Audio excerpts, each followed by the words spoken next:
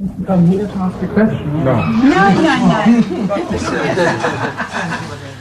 I would like to know something about beating children as a punishment at school. How universal is Well, what I don't know Amatu'l Bahá anything says. about beating children at school, but I do know that the word has been mistranslated into English because I don't. What have they put in English? Spanking. Yes. You see, in Persian, the word that Amatu'l Bahá used, I understand, is beating. Beating is very heavy. Beating is a really heavy, cruel punishment. But spanking is, you don't do that again. I told you not to, you see. It's quite a different kind of a thing.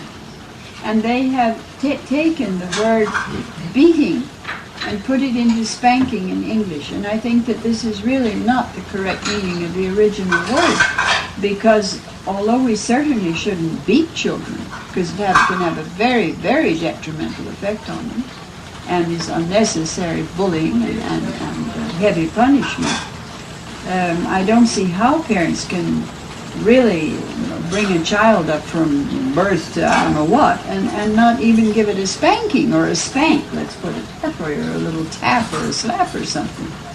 Now, how that would apply in a school, I really don't know. I wouldn't be in a position to judge. I'm not a school teacher, I'm not an educator, I never had any children of my own. I really don't know how to apply it.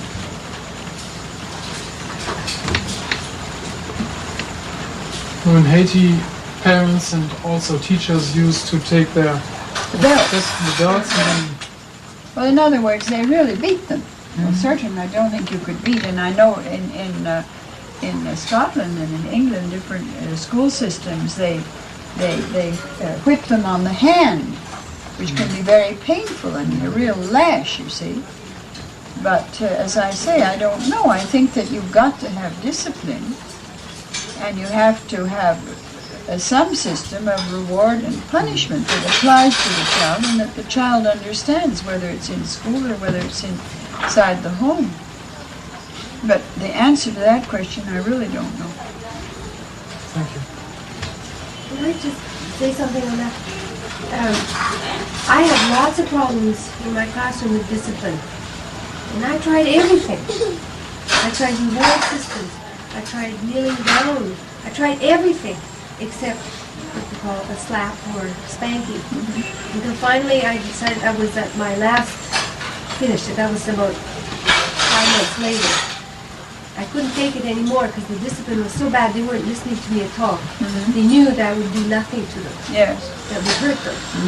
So finally one day I took out the ruler. And I said anybody who disobeys, who's impertinent, who walks around, gets a ruler on the hand. I did that for 3 days. I have had no discipline problems ever since. In other words, None. just And the I threat. did not hit the children. Now I just threaten. Just the threat Okay, I was want you to be quiet. If you don't keep quiet, I'll have to take my ruler out when you decide if you want. I'm not saying that I never did want to do it, but it worked. And I don't think I hurt the child that much. But like I said, I never did want to do it, but it did work. Well, I think that I'm not sure about how, as I say, you should apply that principle, but I do think that if the Baha'is will read what it says in the Gleanings on the subject of liberty, which is a synonym for freedom. There's only one word in the original, and Shoghi Effendi, with his beautiful English, chose liberty rather than freedom. And they're synonyms, and there's only the original word in Arabic is freedom or liberty, you see, or whatever the word is. But I think that if you will read what Baha'u'llah says about it, I mean, more powerful than that he never could be. It's unbelievable what he says on the subject of the dangers of freedom. And then you take Amatu'l Bahā's teachings about training children, which is the same as the biblical thing. As the twig is bent, the tree will grow, you see. It's exactly the same thing, to train them, to prune the fruit trees, otherwise you won't get any fruit, and so on. And then you see societies in which somehow or other they seem to have some internal discipline inside the home.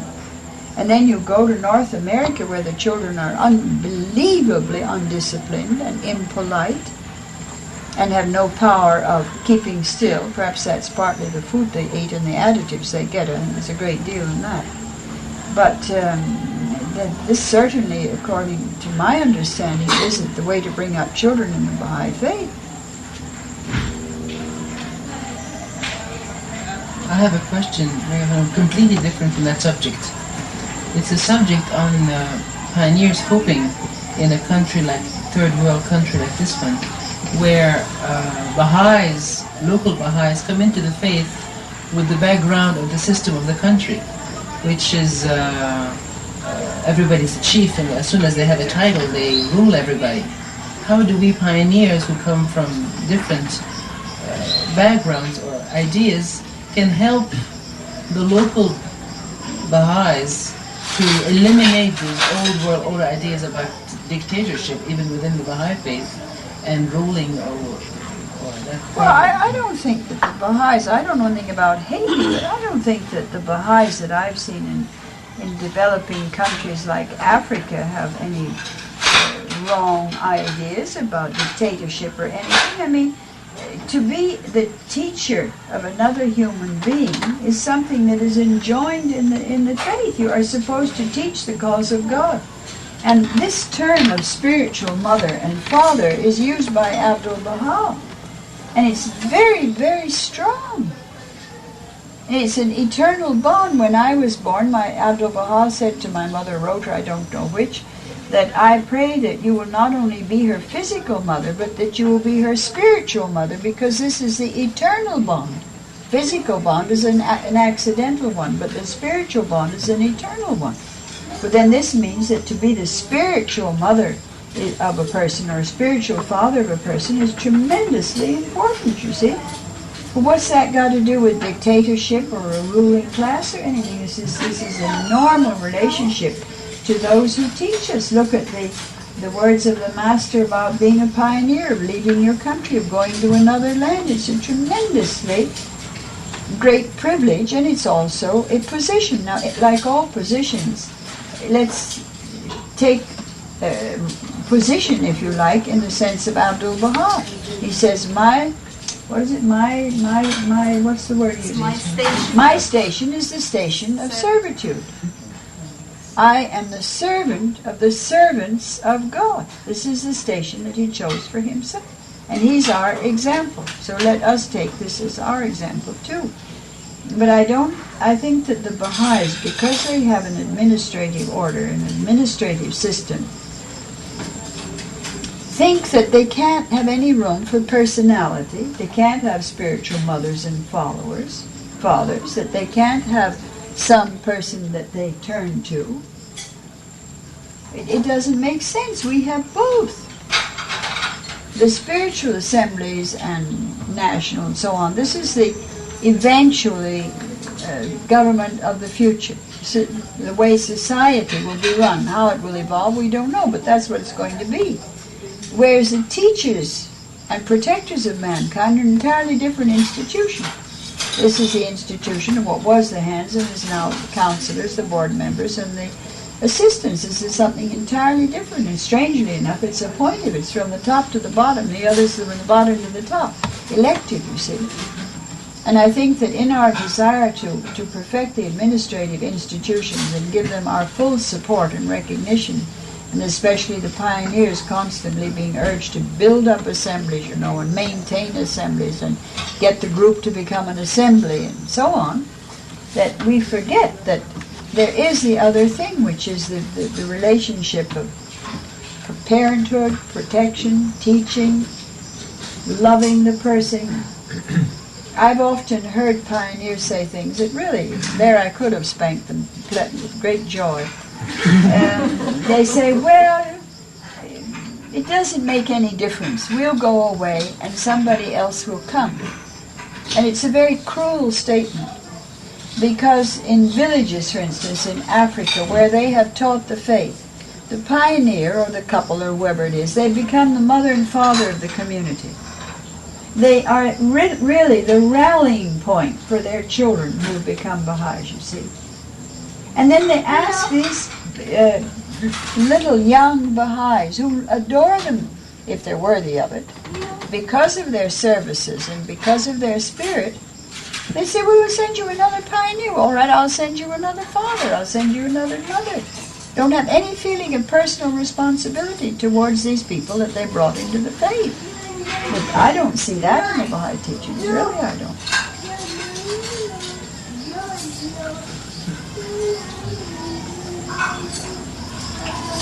You said the other day to me, while I was chauffeuring you, that you felt that Haiti could break your heart. I wonder if you'd like to explain that. I think you meant as a pioneer, Haiti can...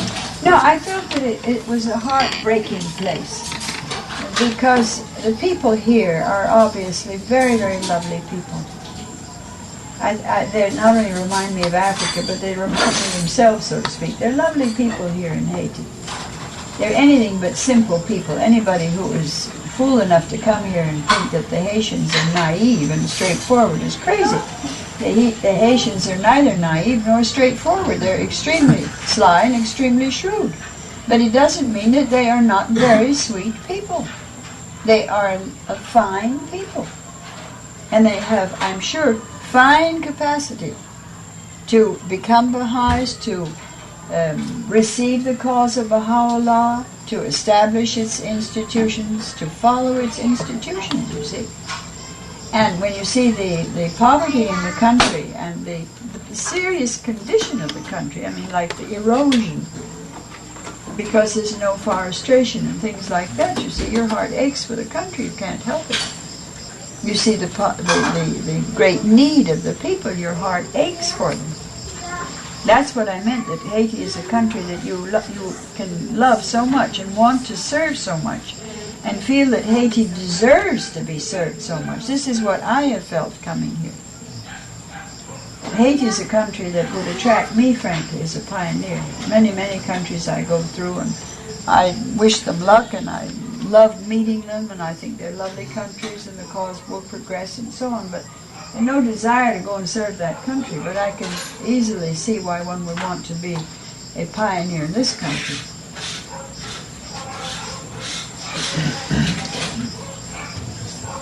What's another subject, John, that you mentioned in the car today? But I don't remember how you phrase it. You can phrase it better. You mean that I mentioned? Yes. No, I don't want to bring that up. But unless you're thinking,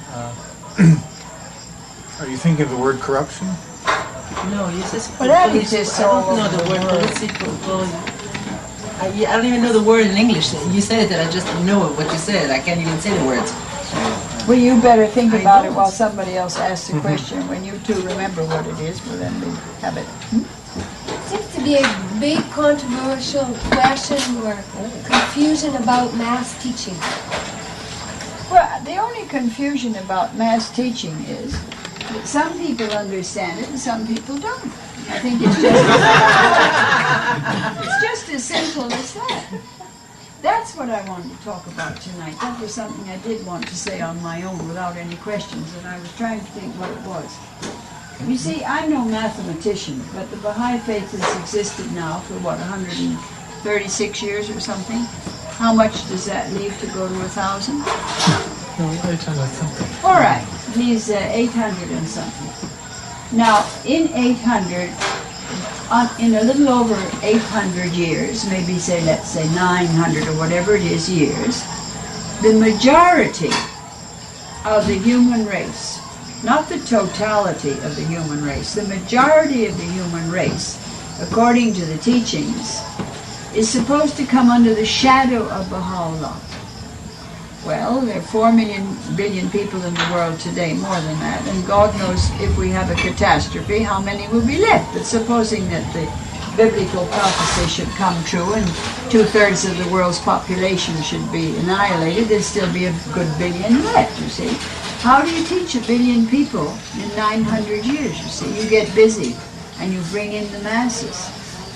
And this is what I keep telling the Baha'is, because although I'm mathematically weak, I'm not that stupid.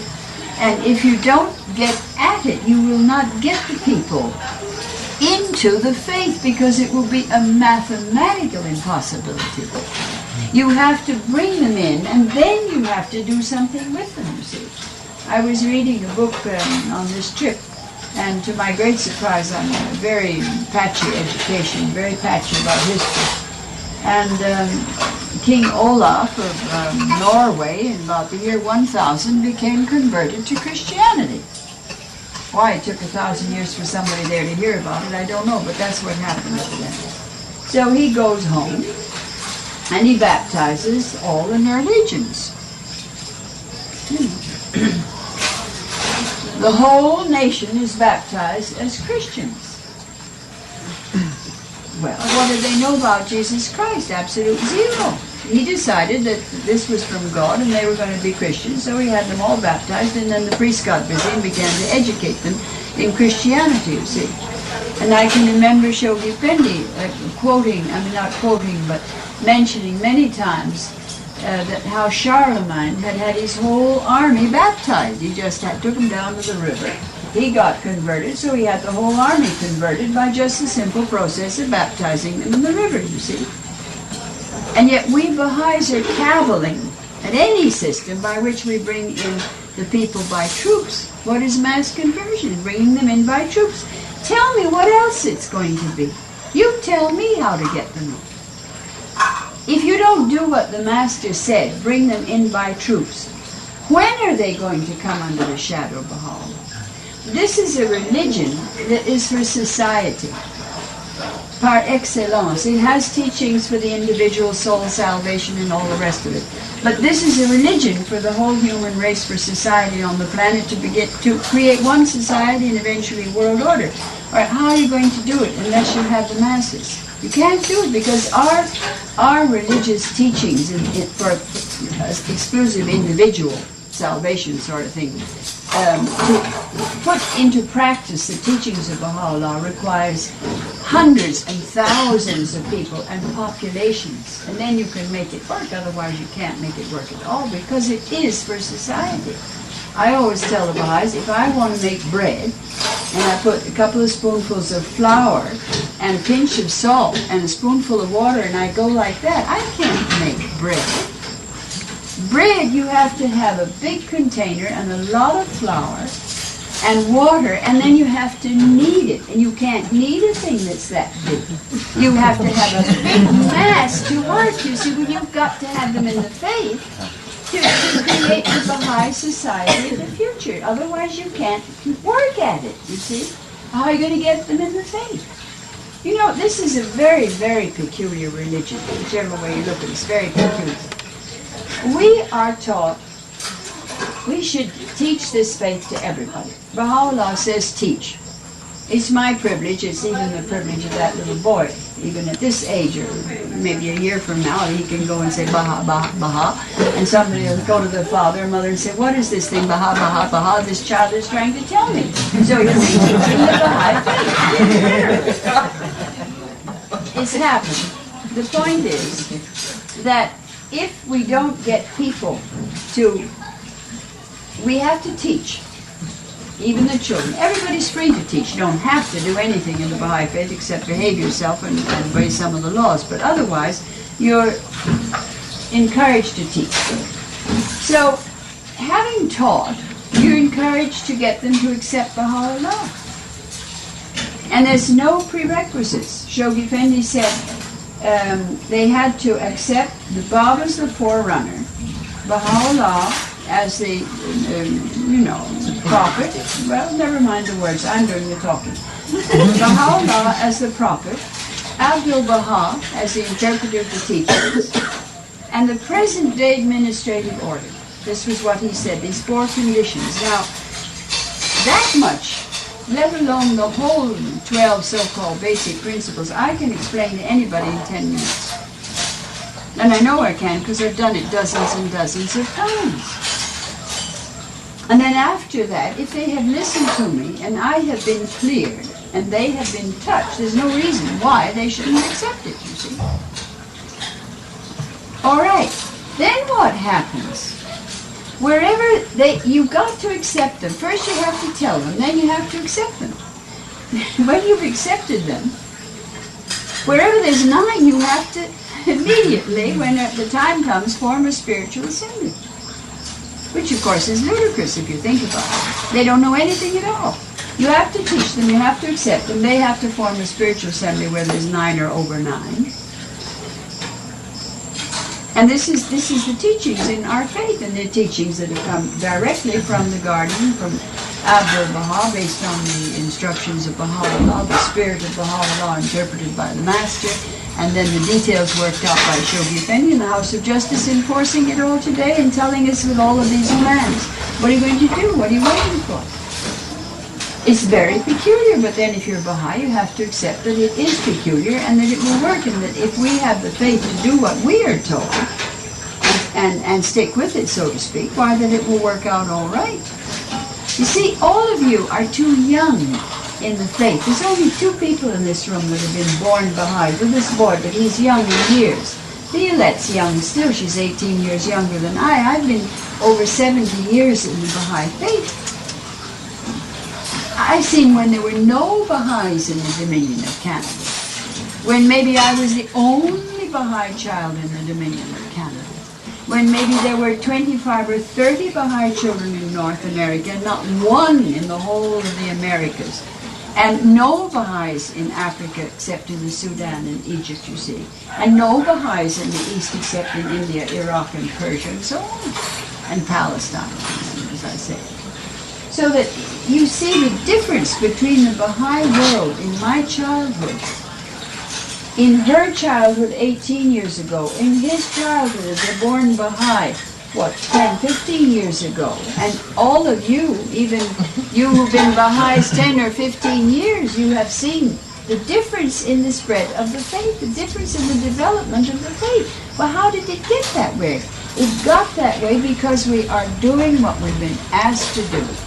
We have pioneered, we have opened new countries, we have spread to different cities, we have brought in the people even though we didn't quite know what we were doing. We have formed the spiritual assemblies, and so on and so on. We've raised the national assemblies on a little shaky foundation like this. It's working. Because it's from God, you see. This is where we have to have faith. Remember the Master, one of his last words to Americans, I think when he was sailing, he said, "As ye have faith, so shall your powers and blessings be." This is the balance, this is the balance, this is the balance. We have to have, it says in the Bible, as you have faith, very much the same thing. You shall say to this, mustard seed, be a mountain or whatever it is, the mountain get up and move from here to there, and the grain of mustard seed becomes something else. It's always the same thing in religion. We have to do our part, confident that God knows his business and will do his part. We don't have to argue with him about it. But the follow-up, I think the teaching is going well all over the world. But the tragedy is the follow-up. This is the great tragedy. We are teaching, but people ask me what is deepening.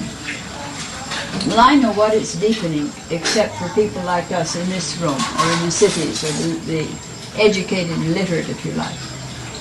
For us, it should be to read the teachings more, so we understand them better. And if we have the opportunity to go to summer schools or seminars so that we hear courses on the Baha'i Faith well presented, that we learn more and they stimulate us in our understanding, that to me is deepening. Of course, the greatest deepening in the world is to teach, because then somehow or other, as you teach, you're taught. I've seen that with my own life so very vividly. But teaching, aside from what I'm talking about, is just 2 words: go back. We go, we teach the people, we enroll them, and we never go back. The deepening is just to go back. Go back and say hello again. Go back and show them a little more love. Go back and answer a few more questions. Go back and find out if they're still there. Go back. So that's the deepening. I remember once in India, the then Secretary of the National Assembly was one of the best maths teachers, and every now and then he was quite temperamental. He'd get very upset. And he'd go out and he'd bring in 2,000 Baha'is on one trip. And then he'd suddenly come to me and he'd say, Khánum, what kind of Baha'is are these? I think this is what this is. What kind of a Baha'i is this? What kind of people are these? Is this the way we should be doing it? What can they know about the Baha'i faith? Well, I said, after all, he went out on the teaching trip and brought them in. Aren't you ashamed to talk this way? But he said, I don't know. And he get all excited. So I said, well, did you go back? He said, one place I went and I taught, and I think it was 3 months he never got back here. So I said, well, did you eventually get back? He said, yes. I said, could you find those villagers? He said, yes. I said, what did they say to you? He said, they scolded me. They said, is this the way to treat us? You came and you told us about this wonderful thing and we accepted, and you never came back to tell us any more. And you left us like this with so little knowledge, never even bothering to come back and give us more knowledge on the subject. But I said, don't you see, this shows that they had become Baha'is. Otherwise, why would they scold you for not coming back? If it hadn't touched them, it meant nothing to them, why would they upset that you hadn't returned, you see? Yep. Here in Haiti, we've had some areas where a team went and they did not see a Baha'i for deepening, for example, for another year. I will speak about the area where I am. So I go to a community. They say, oh, I'm so happy to see you. Where have you been? So I go and I visit them for a couple of times. And then I come back again and they do the same scolding. They say, well, no one has come back to deepen us. But when I go there, anything about the faith doesn't seem to interest them. So the House of Justice spoke about teaching as lighting a fire so that the fire could burn itself. And it seems to me that in some of these cases, when you go back after such a long period of time, that the fire has gone out, and the effort you put in seems to be blowing on kindling, which no longer has any fire.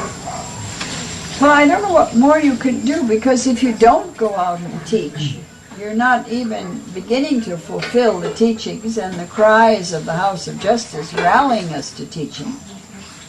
And if you can't get back for a year, what are you going to do?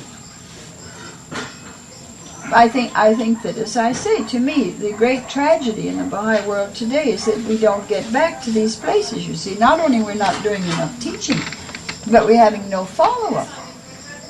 This is what is called consolidation or deepening or follow-up. It's all the same thing. Meaning is the same. But I really don't know what else we can do except that we should try harder. And I think that one of the great tragedies, I don't know about Haiti, because, I mean, how would I? I've only seen one place so far, and that's Port-au-Prince. But most countries, the great tragedy is that the only place the pioneers can, or sometimes will, settle to earn their living is in the capital. I think I missed it. And because of that, you see, all of the other places are neglected. They have to have some kind of profession. They can't always be paid teachers on the fund. And they're always settled all more or less in one place. And the mere act of having a job cuts down your teaching time by a great deal, you see. And they're always congregated in exactly the same place. Rúhíyyih Khánum, before we went to Jacmel, we believed strongly that the only way we can make a living was to stay in Port-au-Prince. And we have gone, we gambled by going there. And we realized that just by going there, we first came off the funds, secondly went on pilgrimage, and thirdly became completely independent and living better than before. That in the countrysides, we think of the organizations, we think of the schools, we think of the possibilities that the city offers. We think, what's a small town going to offer? The one product that's the most sold, the #1 bestseller, in Haiti is the English language. Anywhere you go.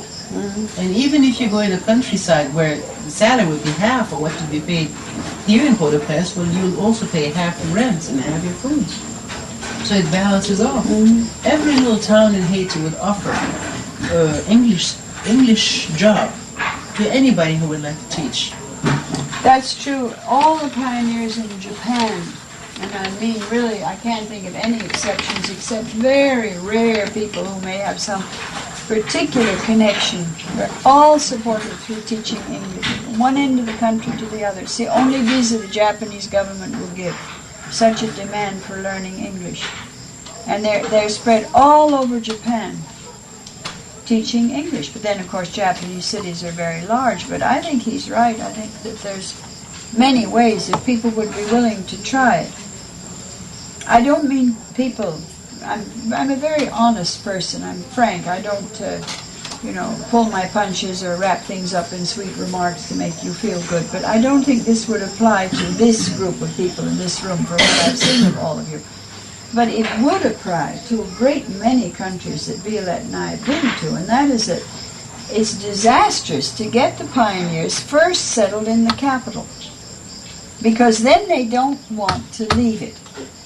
They get there and they get housing and they get the children in a certain school and they get settled down, and the woman knows where the supermarket is and where this is and that is and the other thing.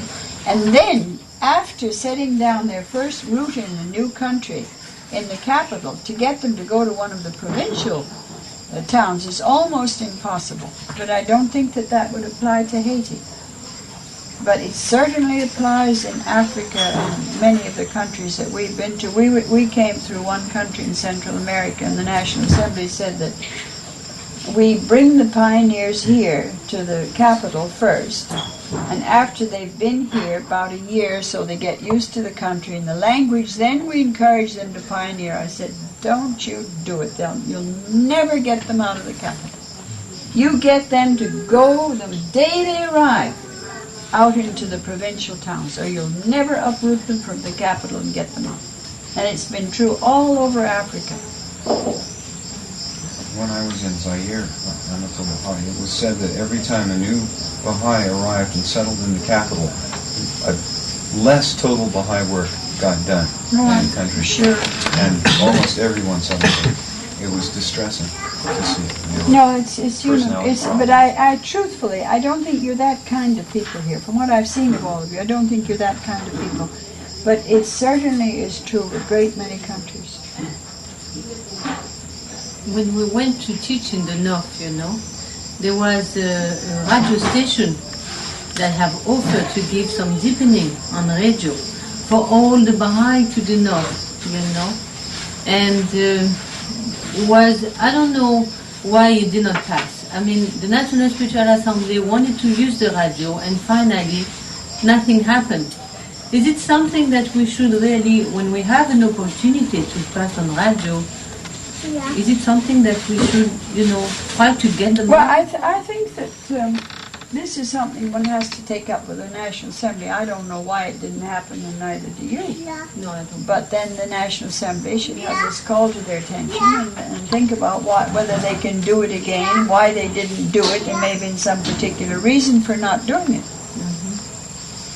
But there's one thing that I do want to say, because presumably all of the pioneers are teachers, Baha'i teachers. I think that wherever you teach, you have got to be very, very careful that there is never a repetition of what happened last time, where they got active communists enrolled in the faith who used us as a front. Because this country can't stand that twice. And it had it once, and that was enough. So when you enroll people, when you teach people, you want to study the person and use your head. Don't get all emotionally lit up like a Christmas tree, Oh, it's marvelous. I found somebody to teach and I can bring them in, and isn't that beautiful, and such a lovely soul, and Ya Baha'u'llah and so on. That's fine, but don't get carried away. Use your heads and use your discrimination, and be quite sure that a certain category of people I don't think it would be true of the peasants out in the villages. I doubt it. Wouldn't you think so? That it wouldn't be true of the peasants? No. I'm talking to him from the pioneer from the north. I wouldn't think you'd have much trouble with in the villages of the peasants on that subject. But I do think that people have to be vigilant because this faith here can't stand that a second time.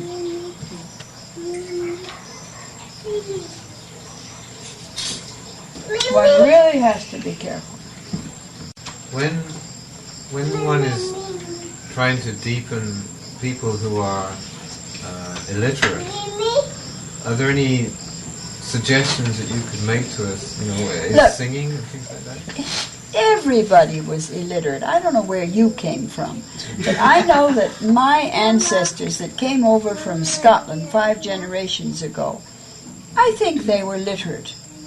But I don't know very much further back whether they were all literate or not. It's not so long that we in the West have been literate, the populace.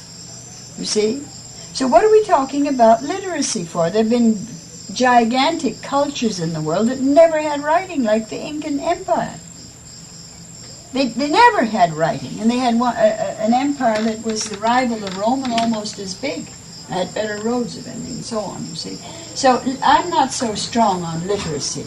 My experience with illiterates, and it's pretty exhaustive at this point, is that they usually have much more retentive memories, much higher powers of concentration, and much more logical, clear minds than literates, especially highly educated literates in our society. Oh, I'm sorry. I've seen one. I believe. So in other words, what you say stays in the minds of people. But yes, and what is this so complicated? All right, do you suppose I know all about the Baha'i teachings? There isn't one person on this planet, including every single member of the Universal House of Justice, that knows all about the Baha'i teachings. The only man that did die, that was Shoghi Effendi. None of us know all the Baha'i teachings. You may know things I don't know. I haven't run across them or I've forgotten them. And I may know things you don't know. Does it mean I'm not a good Baha'i or you're not a good Baha'i? Of course not, you see. But enough to go on with is to accept Baha'u'llah as the manifestation of God, accept the fundamental things that are required of us as Baha'is, and go on with that. Then you add to that, you see. If people come to summer schools, if they come to institutes, the literate and the illiterate, all you have to do is to open their ears and listen.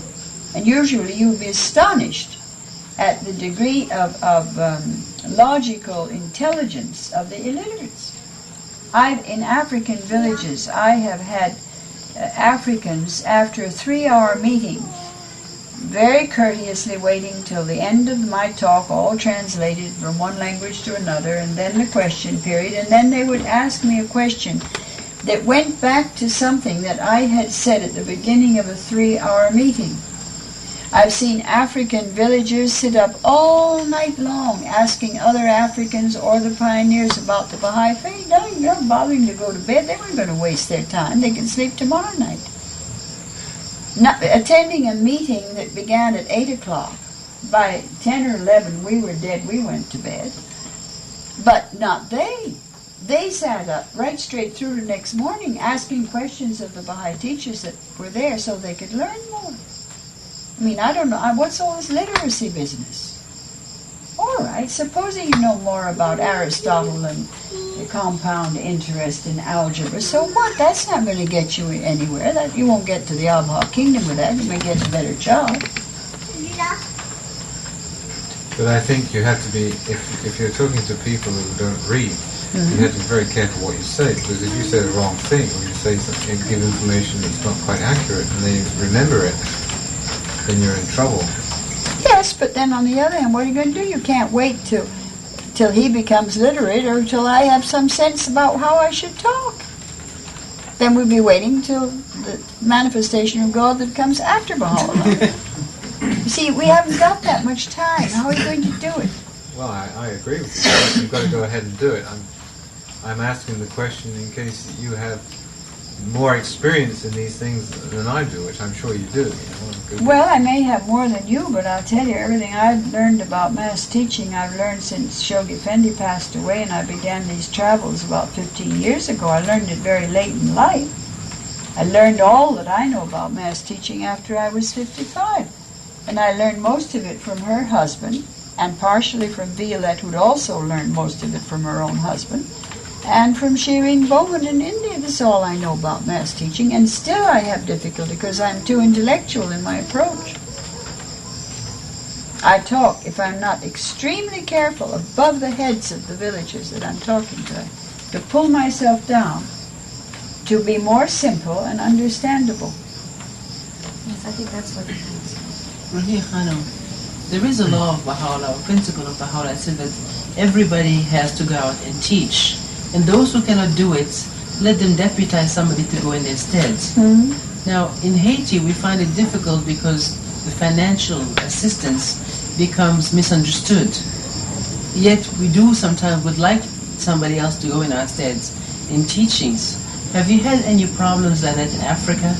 Or where? But generally speaking, I think people give to the funds. The Baha'is give to the funds, and the funds take care of the international fund. Look at all the money that the House of Justice spends to all the national bodies of the world in different projects. I mean, the whole Baha'i faith would come to a complete standstill if it weren't for the resources of the faith that come via the House of Justice. Then the national assemblies do a tremendous lot too, you see. But I think that individuals can deputize if they want to. There's nothing to prevent their doing it. I think that those things are better if they're done on a consultative basis, but if you want to help someone, you know, Martha Roop was deputized for years by another Baha'i. Very quietly. She had no money. Well, one of the problems here in Haiti is that the country is so poor, and there have been problems in the past of giving people money to do things, and they never arrive at the place, or they use the money for something else. Well, let me tell you some nice Baha'i anecdotes that will encourage you. When we went to Sikkim years and years ago, way up on top of the mountain, the whole of Sikkim is just like that, literally, in the Himalaya. Oh no, not on your tin type. I mean, really like that. Haiti isn't like that. Anyway, the point is that on the top of a mountain was a village of Baha'is, and they wanted very much to have a Baha'i school. And Sikkim was under the National Assembly of India. So, great jumping polecats, what's that? Excuse me. Look at the funny color. Anyway, they wanted a school, and the National Assembly sent them money for a school, and the treasurer swallowed all the money. So then they were very upset, never got the money back, and they wanted their school. So again, they started begging for a school. And the National Assembly of India is a very wise and loving, motherly assembly, so they again sent them the money for the school. That time the whole assembly divided the money between all 9 of them and swallowed it. So then still they wanted their Baha'i school, a school up there. And eventually the National Spiritual Assembly, after a lot of scolding and admonitions and spankings and whatnot, a 3rd time they sent them the money. In the end they got the school. You see, I consider this wisdom. I don't approve of the treasurer running off with all the money for the school. I don't approve at all of the 9 members of the assembly swallowing all the money too, but it was so nice. There it was, you see, and they were all poor, and it was a lovely sum of money, so they just divided it 9 ways, and that was fine. But they still didn't have their school. But eventually they got it, you see. And these are the things that we have to realize. This is the sort of thing that happens with people. Doesn't always happen, but it can happen. Another place in India is a great place for things like this happening. They sent a teacher from Calcutta to the state of Orissa to teach the tribes. And he agreed. He was a man that was quite a respectable man, had a good employment in the city, and he said, all right, I'll go on my vacation to that tribe and teach, you see. So they gave him the money, went home and had a very good time with his family, and a lovely holiday, and never went near the tribes. So the tribes didn't get taught, and he swallowed all the money. And they went to him and they talked to him and they said, you know, that was really an awful thing you did. Now won't you go and teach the tribes? So they gave him the money next year. Next year his vacation, he did go teach the tribes. You see, we have to be patient with the limitations of human nature. And these are such, what shall I say, they're such conspicuous sins. But I'm afraid in our culture we have much bigger and handsomer sins, only they're not conspicuous. In other words, what I'm trying to say is that because you have difficulties and problems of that kind, you can't give up. You have to perhaps choose a more reliable person to send out on a teaching trip. You have to hope that they will be honest. In Africa, there was only one country, the whole continent, that we met, that we ever heard this story. That nationalist is Malawi. That National Assembly asked the farmers if they would teach during the quiet agricultural period, which was ideal because they weren't busy with their crops or harvests or anything, so they had a lull in their activities.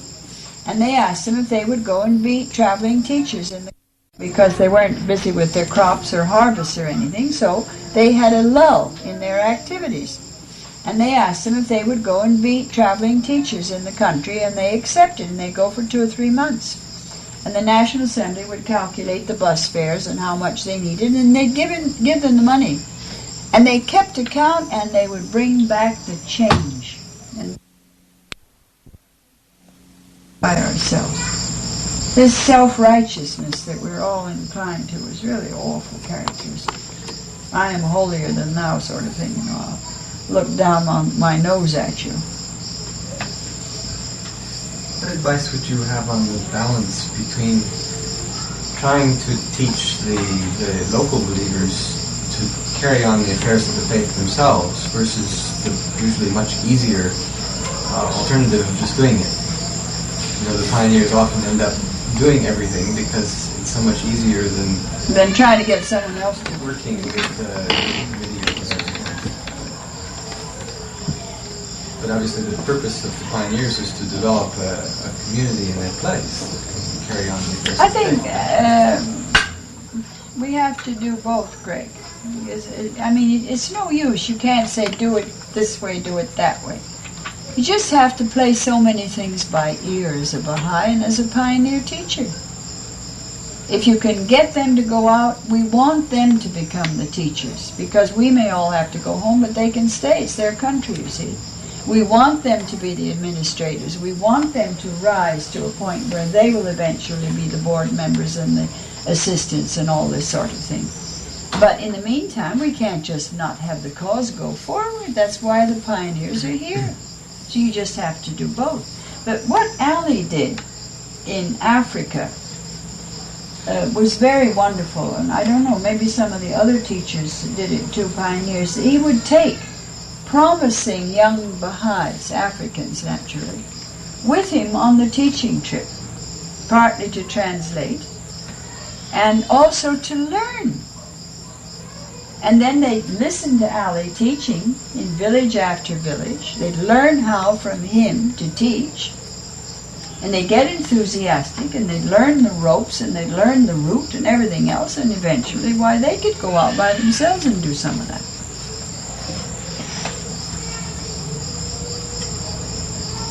Violette, if you have anything to add, go ahead and add it. You're the one that was a pioneer for 12 years. I'm a mini pioneer. I was a pioneer for 3 months in Bermuda. The most precious time of my life. It was purely accidentally. I assure you I didn't go there as a mini pioneer, but I like to think I was a mini pioneer.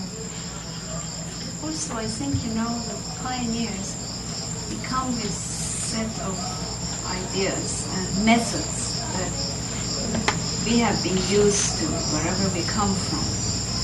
We adapt it to the place we go and just water it down a little bit to make it simple. But it's essentially our methods, our reasoning, what has convinced us wherever we came from, we think should convince the people we are teaching. And very rarely we listen to the local people wherever we are, to their reasoning, their examples, their way of teaching. And even if we do, sometimes it sounds so simple that we don't think it's good enough to repeat it or learn and imitate it. But if we do listen, at least this is the way we found in Africa, there are fabulous teachers. It may sound very simple and childish the way they say it, with one story or often, folklores of the past that they come out, the stories that they've heard, which gives one of the most profound teachings of Baha'u'llah in a simple story of their own people. And this happened when we were traveling in Africa, and I had seen that in Uganda repeatedly. I had heard this from Ali so often, that he would try to make a point and they wouldn't understand, and he couldn't get home, and then suddenly one villager would come out and ask permission to say. Then he would go on saying a story that, and he said sometimes at the beginning of it he was wondering where he's going. You see, it didn't at all related to what he was talking about. And at the end, it would convince everybody. Whatever he said was the answer. So my suggestion is that if you haven't done it yet, try to listen sometimes to the Haitians and see how they teach. Because we often as pioneers, we think we have come to teach them. We're not very prepared to learn from them. I'd like to ask a few questions. First of all, I'd like to ask, have you got any Haitian teachers? Yes. Yeah. Where? Everywhere or just somewhere? Usually around the capital here. In Jackman. And Jackman. They go out and teach? George Marcellus, I think, met George. Martin Bastien, very good teachers. Nicolo, Gabriel. Are they sent on regular trips to the villages or not? Well, George Marcellus works at the National Center, he's the secretary. And Nicolo works at the National Center too, so they're on a limited salary. They're paid by the NSA. So what they can afford, when they can afford, they go out and teach, usually in their home areas, in the Atibonite. Well, that's only 2 people on the whole island? Have you had no others? In Jackman there is a different system. You have teachers, you have natives that are going out teaching in the villages? Yes, regularly, every 2 weeks. Each one have adopted a town that is his own. Well, that's one area, but then what about in the north where you were? I wanted to come and see you, but I didn't get there. Is it too late? It's not. It's too late for this trip. But I don't know whether I'll ever be able to come back, but I can tell you right now that I'd like to come back to Haiti for 4 or 5 weeks of visiting the small towns and the villages. But then I'd have to have some way that I could do it safely for my health. And I don't know whether there are hotels in places that you could go. I don't know Haiti at all. There are places in the sort of pockets or centers where there's a decent hotel, and then from there you can go out to the villages. Would that be possible? Yes, that's possible. But to answer your question, I don't know of any teachers in the north except not any functioning teachers right now. There's a good possibility that someone will arise, a Haitian will arise. He is deepening himself, but most of the Baha'is in the north have shown, that I have met, in the Pétion area. Yes. There, with several, maybe one or two exceptions that are interested in deepening. If you go and talk about the faith, that's fine. They enjoy that. But as far as getting up and going and telling someone about the faith, I don't know of anything. Can anybody answer me this? Why? Is it because of a natural inertia in the population? Is it because it's always priests that are doing all this kind of work and the ordinary citizen had never thought of doing it? What is the reason for it? Well, I have asked that question. Because the reason is in the Haitians, nothing to do with the Baha'i faith. The reason is in the people. Now what's the reason? Well, when I came here, someone told me that the Haitians like new things. They like to accept new things. And for a few weeks, they're very enthusiastic about it. And after that, well, forget it. And my experience in the North has been, well, I come from a very conservative Baha'i background in the States. Mm-hmm. So when I teach, I try to explain everything and just not have someone come into faith because they say, oh, that's so nice and isn't that great. They know about Baha'u'llah and everything, basically. So they accept the Baha'i faith and you try as much as possible to deepen them. And these are people who have the capacity to take a book and read it and tell someone else about the faith. Well, that's not But mass nothing conversion. That's city teaching. Well, yes. Yes, it is. Now, I'm not saying there's anything wrong with it. Thank God you're doing it. But my point is, it isn't mass conversion. No, it is a mass conversion.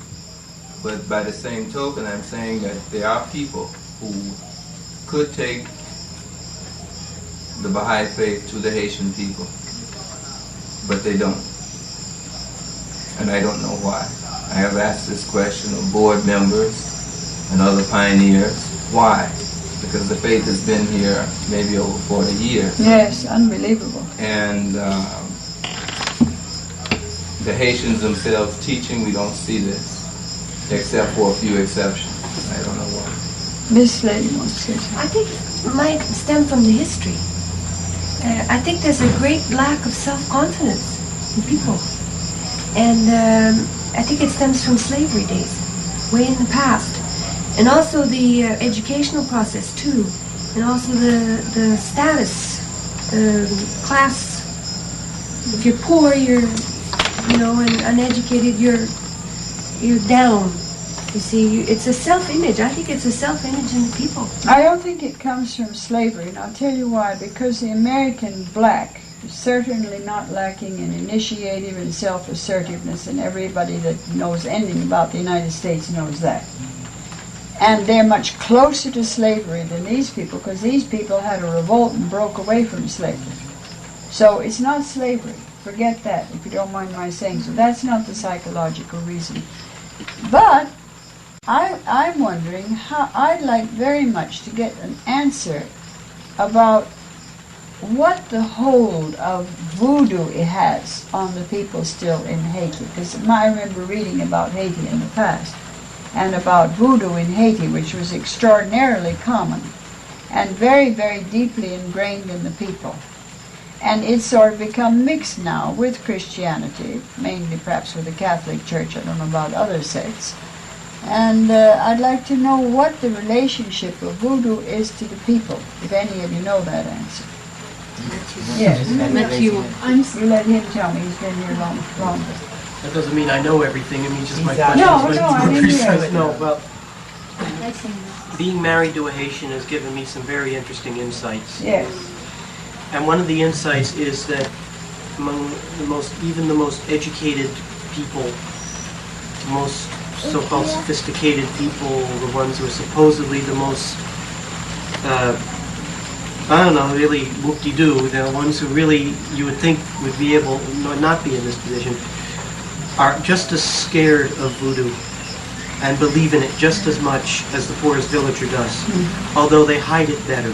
That was my understanding. It has a terrible hold on the people, and it's a hold that's been there since And the Haitian people really have never left slavery. If it wasn't the foreigners enslaving them, they threw off one slavery and got into another one. Their own people, their dictators. Yeah, their own people. Yes. And the history of Haiti has been one of oppressor and oppressed. Even religion has been an instrument of this oppression. And voodoo at times has been a sort of an escape from the oppression that religion brought. But even that was a type of oppression too. But the hold of voodoo is extremely strong, and Morrow related something to me the other day, which I heard before from someone, much the same kind of thing, that many Haitians, I saw this in Africa too, many Haitians keep their foot in each of the camps, in case one of them might be right. Whichever one it is, they'll be there. So you'll see many Haitians, educated and uneducated, so-called upper class and so-called lower class. It just cuts society right down the middle. Yeah. Going to church on Sunday and going to the voodoo priest whenever they're really in difficulty. To make sure, you see, or sending their servant, or just somehow or other keeping that contact and staying in good with everybody, so that whichever one is right, they'll be there. Now, I had a talk with a dentist who's a very interesting fellow. He's a very mystical type, musicology. I don't know if anyone knows Dr. Ferrer-Laguerre. Yeah, he's a very interesting fellow, and he told me something at my last appointment, which had an effect on me and cuts right to what we're talking about. He said that really, if you look at history, most countries, most peoples have had to go through a barbaric, savage period where somebody oppressed somebody else and punished somebody else and hurt somebody else and had to step down on somebody else to prove his own power. And most nations pulled out of it. And the reason many nations pulled out of it, and all nations kind of go through this bad period before they find themselves, so to speak. And nations of Europe, nations of Asia had some kind of background. This is his opinion, and I don't know, it makes sense to me. People have had a background of justice, peace, that somehow the best state of all things, despite their present barbarity or savagery or violence, they felt somehow that they had to reach toward something more stable, some ideal of love, some ideal of a just society. That there was an ideal, like Europe had Christianity behind it, at least while they were all fighting each other at various times. There was still the ideal of Christianity there in Christ's teaching, somewhere at the base of it. But the Haitians never had this, he said. Many slaves who came to Haiti came from Dahomey, Upper Volta, that area of the world. And in his study, anthropological study, he found that there is a prayer in one of the Dahomeyan tribes where it is mentioned quite specifically, the people ask their gods for forgiveness for sending their brothers into slavery in Haiti, and the word Haiti is mentioned in this prayer. The African slave game, you sell your brother into slavery. Everybody knows that. So, coming here into become slaves of a society which itself was going through a revolution and a lot of turmoil and a lot of oppression, into a form of slavery which several historians, I'm reading one now, says was the worst in the Americas, much more oppressive than anything North America ever had, anything South America ever had. The most oppressive type of slavery was here in the French colony of Saint-Domingue. So, to make a long story short, the Haitian people have never had an ideal of somewhere finding peace and justice. It's been a cynical history, it's been an oppressive history, and many people grow up with the idea that it's never going to change. So there's a sense of resignation, that it's God's will that it be this way. If person A is in the position to oppress someone, he will. Because that's the only kind of relationship that people are capable of understanding. Even religion has played its part in this, wittingly or unwittingly. So I found with many Haitians, they expect someone else to do things, to start things, because one, they're used to a priest, used to a leader, used to someone to be on top, and they're on the bottom. And two, in recent history, if you stick your neck out, you might get it chopped off. Yeah. Well, recent history kind of put it into, made it reach a point. In other words, still very recent. Yeah, in other words, the history of this country has not been one. It has not been a very happy one. It's been one where initiative has been stifled, and voodoo has a hold. That I can see, but I've been, ever since I came here, I've been trying in my own mind to think what approach the Baha'is could have that could be of any use in this situation, you see. And that's why I asked you, is because I still haven't come up with any answer whatsoever. Dahomey, we found more magic, more juju in Dahomey than any other place in the whole of Africa. And it's very, very strong, even today. So it's not extraordinary that it shouldn't still be very strong right here, you see. In Haiti, many of the people were brought from Dahomey, from that part of the world, because they just brought it over with them. But what to do to change this mentality, I don't know. I think that the Baha'is have to think psychologically how to present it. There were certain things that I could present to the villagers that I knew I was on the right track in Africa. One of them was to help them to overcome their fears, you see. They are afraid because of superstitions. But there are many things which people negate in their understanding, and it's stupid. For instance, they say that ghosts are all nonsense. There's no such thing as being possessed. There's no such thing as a house being haunted, you see. There's no such thing as this. They just negate the whole thing. They say it doesn't exist. But that's no answer at all, because it does exist.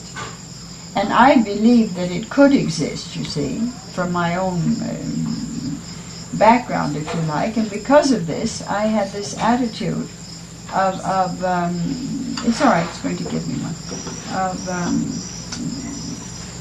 talking to the Africans about death, and about being haunted, and about ghosts, and so on. Now, I think you could teach them the way I used to teach in Africa, which I think was efficacious. I don't know, I presume that agrees with me.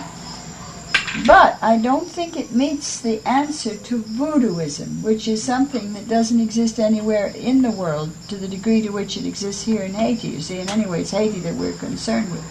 So I really don't know how one would to tackle that. That's what really puzzles me and interests me, how to tackle this question of teaching them in such a way. Young people, you should be able to teach through science. You see, you should be able to appeal to their scientific, logical minds, which of course is a wonderful antidote to the slavery fear that they have. So it shouldn't be so hard with the youth, but the people that you want to teach the cause to in the villages are not so much the youth, but you want to teach the middle-aged people, the fathers of families, the older people. I don't know about Haiti, but I know in Africa, I used to tell the pioneers, I said, when you go into a village, go to the grandmother, go to the old women, the oldest person in the village, the old woman, the old man, and pay your respects to them, and be polite to them, and be courteous to them, and be loving to them, and try and get their sympathy for the faith.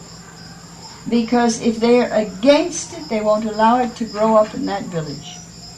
And even if they don't become Baha'is, if they are favorable, they will allow it to develop in their village, but otherwise they won't.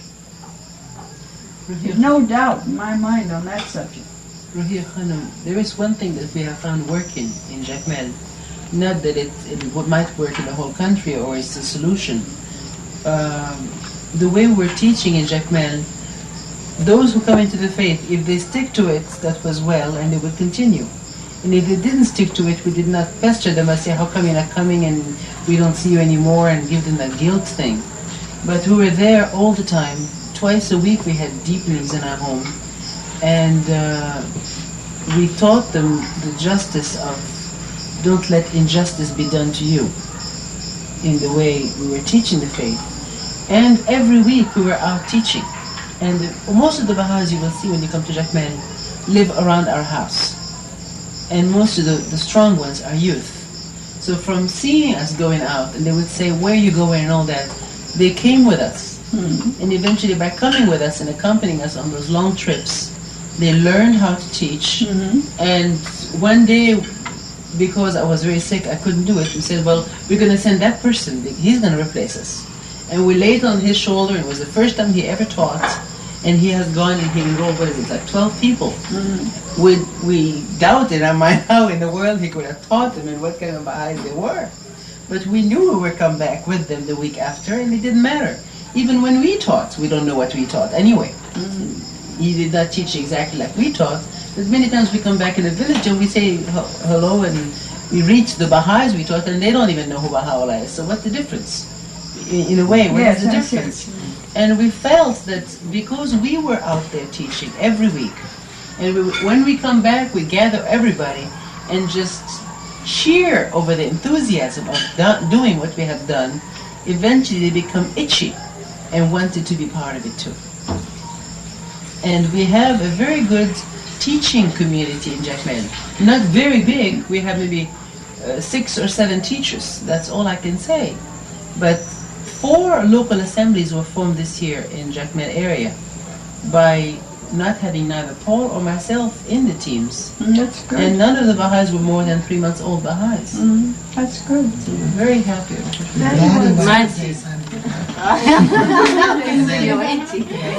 have 2 things to say. One was the teaching. The same things happened in the Little Bois area. There are 2 young people there who somehow they got declaration cards. And they know what to do with the declaration cards, you know. You go out and you get them signed, you know. That's not, I mean, but that really, it excited them. That was it was concrete and positive. You don't just kind of tell your friends, but then if they believe, I mean, this is how they see it. And I think that's, I mean, I worry too about what kind of eyes those people are, but I go with him. And unfortunately, I can hardly understand what he says because he mumbles so very, so very much in Creole. But anyway, I think that's something we might think about. Give them the, you know, I gave them 30 declaration cards. And he filled out every one of them. I don't know. I mean, that's an interest. Another thing about voodoo is, and this, this is more concerned. You know, I was saying this the other day when you were there at the school. There was a man who was on the list as Baha'i, and he's a voodoo priest. And this man makes me nervous. And you're right, that's not a lot of humbug. You know, nobody ever said it was. Right, really. And I feel very, very worried about this man being inside the faith. I see him, then he's real, he's interested in power. And so he comes whenever anything's important. If there's just kind of a simple 19-day feast, he wouldn't come. Or if there are white people there, he might come. But anyway, that kind of a thing. It's real obvious. But like he was talking to this, one of the officials, one of the notables who came. And he's not the one that asked him to sign a declaration card. Yeah. That is ridiculous. Absolutely ludicrous. And I was trying to tell someone to kind of scoop him up and get him into a conversation, get him off in a corner. Who said he was joking. Who enrolled him in the first place? That was done long before we came. He's an old Baha'i from the time of Pierre Augustin. The black belt, the time of the black belt. Well, why don't you try and deepen him more? That's very simple. If he's an old Baha'i, you can't just kick him out because you don't like his face and you think he only comes when there's a meeting that has some kind of kudos attached to it. Well, he told me, he said, what's the point of this noonday prayer? You say, oh God, you know, I know that you... We're telling you to say the long one washing his face 3 times. So you don't feel that we should try and take any sort of action? Well, what kind of action would you take? The man is a Baha'i. He hasn't denied Baha'u'llah. He was enrolled long before you got there. What are you going to do to him? That's the question. Has he? We have an anti-witch doctor in Kenya. Oh, he's an anti-witch doctor. Recognized super witch doctor. Why not? I'd like to make a comment about the difference between voodoo and black magic. Voodoo and black magic are 2 completely different things. Completely different. Voodoo's a religion, and religions are for the common good. Now, some people who do voodoo might dabble in black magic, and they almost all dabble in white magic because they have to undo the spells of the black magician. But, you know, but that's something different. That's just for the health of their flock. And I think that, you know, just because we hear someone say voodoo, you know, we shouldn't get all upset. And I don't think it's necessarily a bad thing. You know, we just have to kind of be balanced about all this and see whether people are doing bad or doing good. I think you're missing the point. Nobody's interested whether it's bad or good or anything else. It is, as you say, it's a religion. Now, we don't want the people to remain half Catholic, half voodoo, or 1/3 then Catholic, 1/3 voodoo, and then become 1/3 Baha'i, you see. We want the people to become Baha'is. And they are at present half voodoo and half Catholic, or whatever else you want to call it, you see. So I'm interested in how to teach those people, I mean maybe in the long run, so that they will become really deep Baha'is, you see. This is what my point was. It's perfectly clear, the situation. But the point is how to win them into being converted Baha'is, you see. I think this is a very interesting question. I think it's a question that ultimately is going to face the spread of the faith here in Haiti. Doesn't necessarily have to face it tomorrow morning or anything, but eventually this is the thing. Khánum, do you think we can replace things that are very important objects, tangible things in Buddha religion?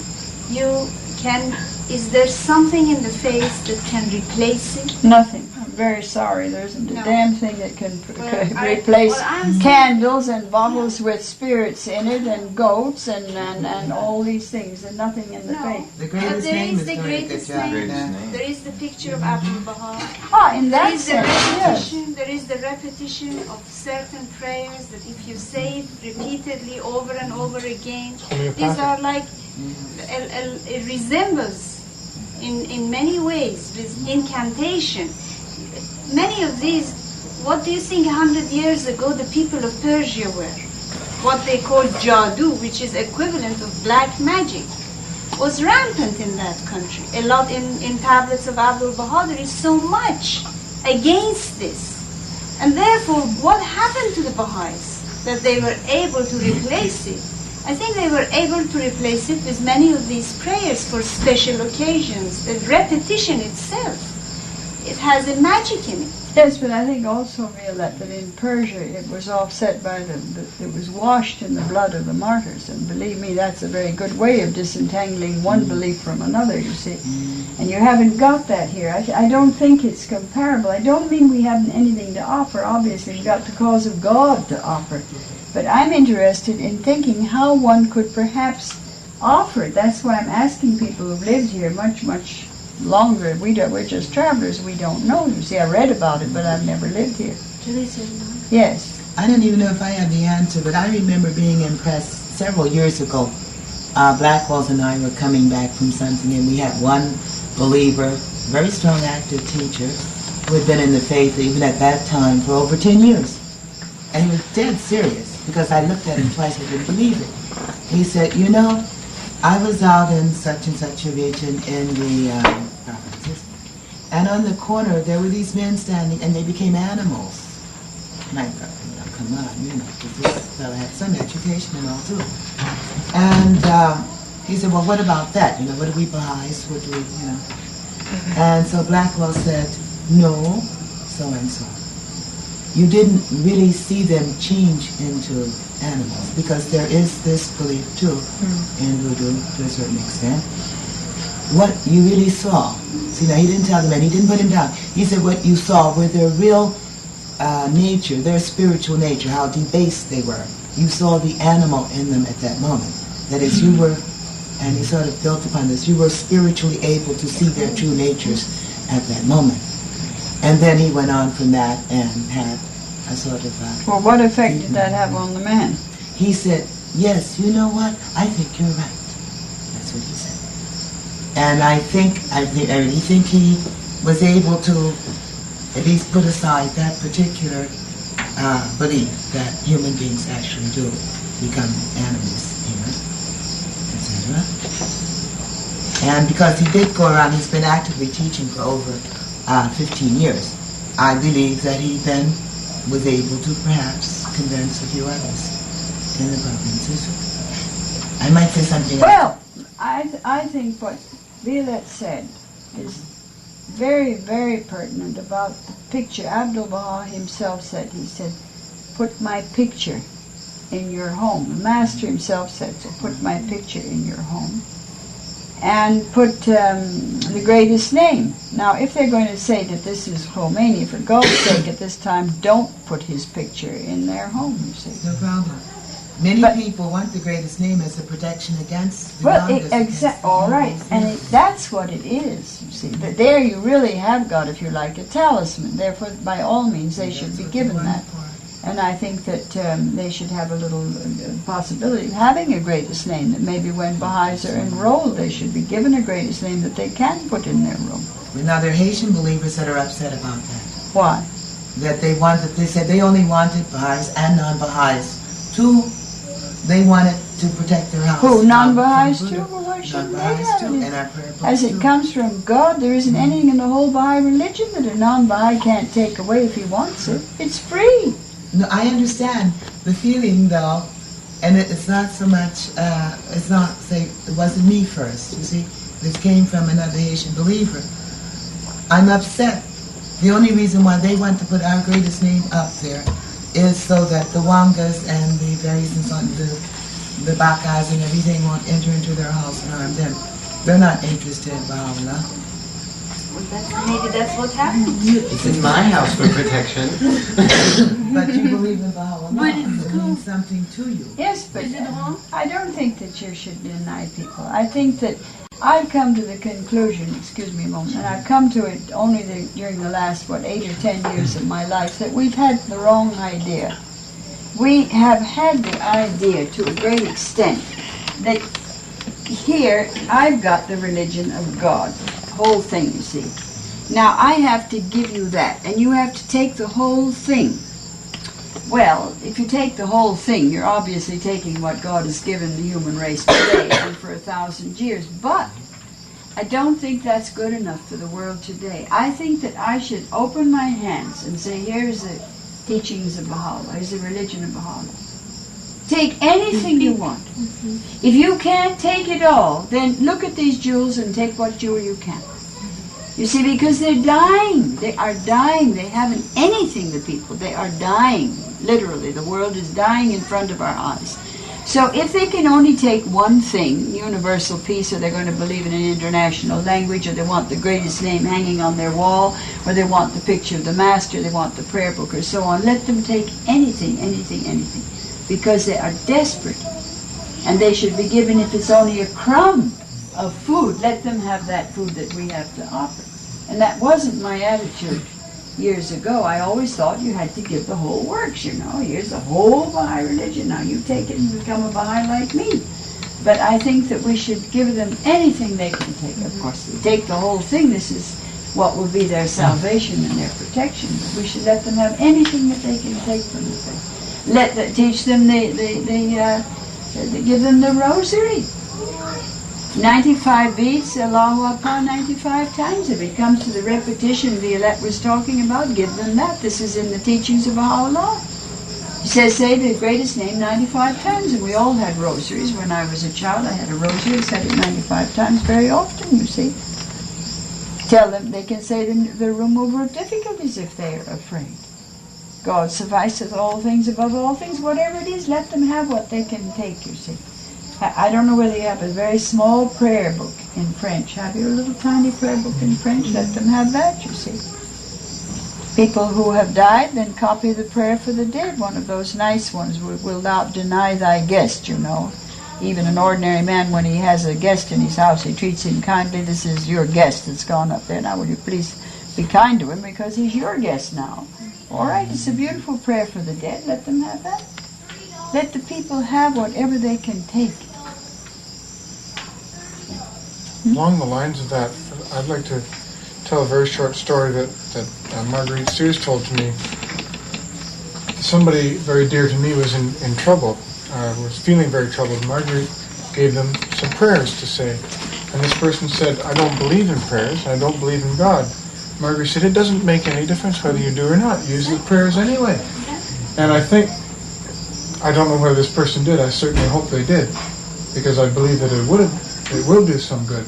And I think the greatest name above the door, even a non-believer, is exactly the same thing. It's just what you said about offer them any jewel. It doesn't have to be above the door. Shohi Effendi said, put the greatest name in the highest point in the room. This is Oriental. We don't know anything about it in the West. And when I was married, I got my things from Montreal in my bookcase and my picture of Amatu'l Bahá that I loved, and I put it in the same relationship to my bed that it had been in Montreal.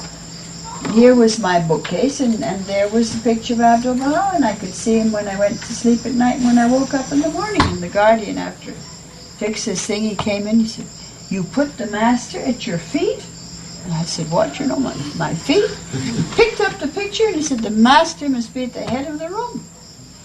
The place of honor, you see. We don't know these things in the West. What do we know about manners or place of honor or distinction or anything? Nothing, zero. So he came and put it here. Of course, it meant that I never saw him again, either when I woke up or I went to sleep, but at least it was up where he ought to be. Then the greatest name should be at the top of the room. And I don't know why the Baha'is have a passion for putting it over the kitchen door or the nurse's door, as if we're sort of going to drip something at you when you went through the door. I really don't get it at all. I've seen it all over North America. I just can't get it. I cannot understand why the greatest name should be over the door. Put it up here. It's the top of your room. Put it on this wall. And by all means, let the people have the greatest name in their houses too. But it doesn't quite solve the problem. It's things that we can do. But it doesn't solve a very, very deep problem of how psychologically to free the people of their fears. You see, they've got two things crossed. Fear,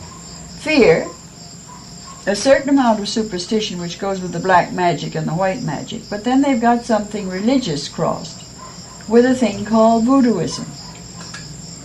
It's probably very much easier to break them of the Catholic Church than to break them of voodoo. I think there's a question here, and then over there, and then here, and then there. All right, now you supervise it. You referee. Yeah, this business of giving. In Haiti, the churches have given the people everything. So the people associate religion with giving. So one of the first things you're asked when you go into a village often is, well, what are you going to give us, you know? So you've given us the Baha'i faith, now what? You know, are you going to build us a center? Yeah. That sort of thing. Are you going to give us books? We need books. Are you going to give us pictures? You know? And so I think we've had a tendency to be very cautious on this. You know, we tend to try and sell things if possible. And with the result, I find that people don't get anything because they don't have any money to buy it, so they don't get anything. So maybe you have a few words of wisdom on this. No, I think that everything has its reasonableness. I don't think we should. The people in this country have got more beggars than I've seen since I left Egypt, God knows when. And I think that we don't want to make people beggars, and we don't want to encourage them to be beggars. Well, you told me yourself you're a Babylonian and not an Egyptian. Because he babbles so much. Anyway, my point is that I think that we should, we can't give them things because we haven't got things to give. And we don't believe in buying Baha'is anyway. But there's no reason why we shouldn't give them the greatest name to put in their homes, or the picture of Amatu'l Bahá to put in their homes, or a little prayer book. And I would think that that was the least the National Assembly could do. Now I have something else to say, and that is for Pete's sake. I mean, I won't have any effect, but I'm going to say it anyway. Stop saying declared. I cannot endure it any longer. I hate it with all my soul. Baha'u'llah declared himself in 1863 because he had something to say. And he made a statement. He was, you know, whatever it was. As Shoghi Effendi said, we don't even know what he said, but the point is, the Bab declared himself to Mullah Hussein, and we do have a pretty clear idea from Nabil's narrative what he said. It was a declaration. But this word of having been declared and declaration part is driving me mad. And sometimes I get so fed up with it that I say it's one of the main reasons I'd like to die, so I don't have to hear it anymore. It's awful. Go back to Shoghi Effendi. I put it all in the Priceless Pearl, but nobody didn't go in. Read it. But nobody paid any attention to give it. that card Shoghi Effendi said that enrolled, enlisted under the banner of Baha'u'llah, embraced the faith, converted. The only place he ever said declared was in the middle of a big paragraph in his original, what we call Baha'i administration letters.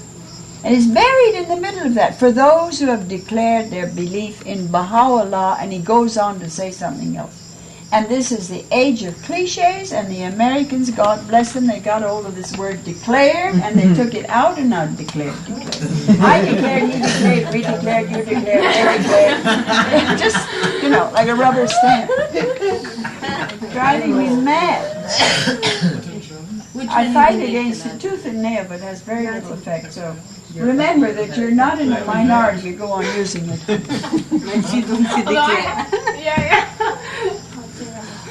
I can't stand it.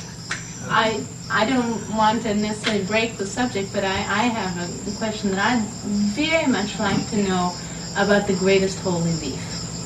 And so if anybody has another question that has more to do about what's Well, why don't you just ask it? Okay. Could she read and write? Oh my God, of course. Okay, wait a minute.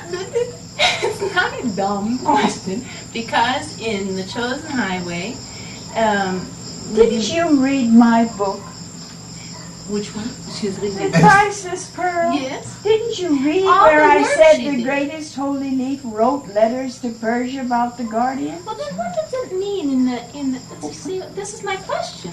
Okay? Go on. So it's not you I'm Ya Jamal Qadaming. Go on. Yeah, that really bothered me somehow. What did she say? She said that the greatest holy leaf didn't have time to go to school. And I just couldn't believe it. She said that the greatest holy leaf didn't have time to go to school. And I just couldn't believe it. What's that got to do with going to school? You can read and write. I've been to school, 3 times in my life. I don't think I'm very uneducated. So what? You can learn to read and write without being in school. Right. You can develop yourself, and we all have the responsibility to develop ourselves to serve the faith, to serve God as best we can. Is that right? Well, I would suppose so. Okay. Because that statement in The Chosen Highway made it seem like I just couldn't see. I don't know. The greatest holy leaf is to me. Well, I'll real tell vague. you, the house of break these traditions, like of religion. Because before I came to Haiti, I spent 2 years between Louisiana and Alabama. That's where all of my mother's people are. And I think that part of the country, like Haiti, is a place where people are deeply steeped and rooted into tradition and religion. And something that has worked there that I think you mentioned before in Africa, or that happened in Africa, was going to the elders, because just like in places in Africa, and just like in the provinces here, in the South, you have illiteracy. You have people that seem like they don't listen. You have people that are labeled stupid. And you have people that hold very firmly to their beliefs. And you can go up and you can teach someone, an individual, and they can say they believe you, but when they go home to get the money to go out to a party or get the money to buy ice cream, they're going to open up the Bible because that's where the money's kept. But if you go, like there was a town in Georgia where the preacher was taught a very simple thing. And I believe it was in Georgia. I can't remember the town. And automatically the whole town became Baha'is. Everyone was they followed completely him because he involved could talk to them. Because he could talk to them. You know, and as it's so strange and yet so simple, because if I'm a member of this community and someone comes up to me, I'm going to say, yes, this is an excellent idea, but Reverend so-and-so said. Yes. But whereas if Reverend so-and-so comes to me, and I guess being the human that I am, I'm going to follow him, you know, always going to look to a leader, then there's no question. You know, the Bible's put down, and I guess if Reverend so-and-so comes tomorrow with who knows what, that would be followed. I think that's at least one of the great answers, is working with the leaders. I think that's very true. Very, very true. Whether it's the elders or whether it's the minister, maybe a minister would or would not become a Baha'i, because that's very difficult, because often it's their livelihood, you see. But if they would, look at the great ministers that have been Baha'is in the Baha'i faith, Townsend, Howard Ives, some of the wonderful Baha'is. I don't want you to feel badly about that declared business, because some of my colleagues in Haiti still use it, so I have no effect on anybody, not only Jew. Who's next? Paul? Yes. You know, I heard here somebody telling me, the people here have faith, but they don't fear God. Fear. They don't fear God, you see? And Well, this they person, sure fear something if they've got that much voodoo. Okay, they fear the voodoo things, but they don't fear God. And if we could bring their fearness, I don't know how you say that in English, toward God, I don't know, I just, you know, you were asking about, you know, how can we get them away from voodoo, you know? That's one thing, they don't fear God. They always believe that God is good. He will always protect them. Whatever they do, they are protected by God. Yes, but the reason that they believe in it is they fear the voodoo gods. They say Dieu est bon, but they're afraid of Negba. But then they don't believe in one God enough. Yes, they do. They do. Everybody. They do. They do. They have. It comes down. They have a supreme God, but it's these animist gods really that are the things that are real to them. Well, don't you think the answer is with the children? I mean, in the long run, if you want to break anything like that, you are not going to be able to do it with the adults, but you will be able to do it with the children. I think this is why the House of Justice stresses so much importance on education of Baha'i children on this planet. But Violette, we're talking about villages. How are you going to introduce it in? You cannot take the villagers' children and make them Baha'is. I mean, just like that, under the nose of the whole village with the Catholic Church here and the voodoo priest there. No, but I'm talking about the villagers who become Baha'is and they have their children. Well, they must have children's classes, but we want to convert the people of Haiti to Baha'i faith. We can't wait till these Baha'is' children become Baha'is. You see what I mean? You have to do everything, Violette, as you know. Hamish there, piano baby lad, intorbokon, hamish. You have to do it on all fronts at the same time. What do you have a question? I Joe and then I have a small page of comments, which is part of the consultation. Did you just write this all down? Well, I would have forgotten them if I had. Oh, all right. Excuse me. I have a Baha'i friend who's been in lots of parts of the world, and he's an anthropologist. His name is Cecil Cook. I don't know if you know. Yeah, I do know. And he's seen cases, or he knows of several cases where people have had spells put on them. And he says, well, why don't we, instead of shoving this all under the rug, why don't we just get people together to pray for people who have spells on them? There was someone who was pioneering here, a couple that was pioneering here in Haiti, and they had a spell put on their daughter. And she absolutely could not move or respond in any way for about 3 years or something. Then when the House of Justice found out about it, they started saying prayers, and in a couple of days she was normal. So, you know, these prayers have a lot of power. Okay, so that's one thing I think we can do, and that can help undo some of this fear. So that's the first part. Next part is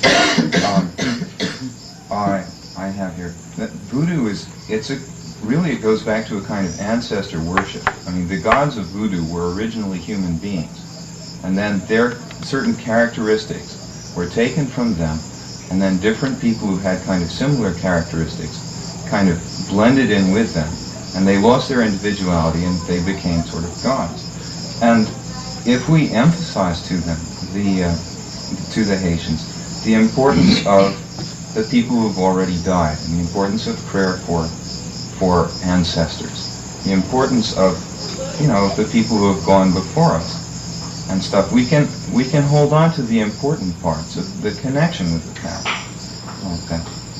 No, I think that I've thought of that. I think that's very true. And finally, here's my last unrelated thing.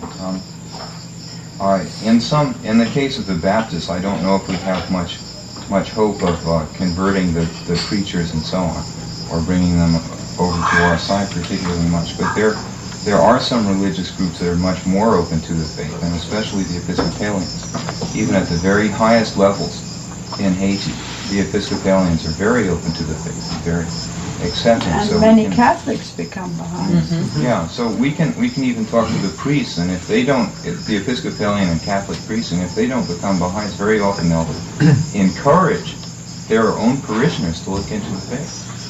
You know, I feel quite sure from what from conversations I've had with high-ranking Episcopalians.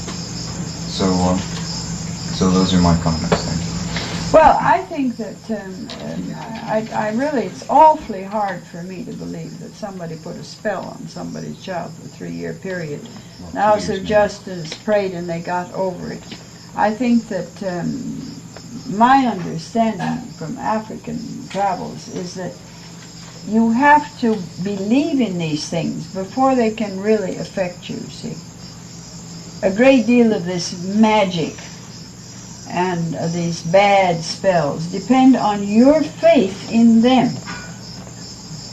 And if you believe in them, I mean, everybody knows in Africa that a spell is put on a man and he dies. And the spell may be put here, and he hears that in his village that spell has been put on him, and he dies in the capital 100 miles away.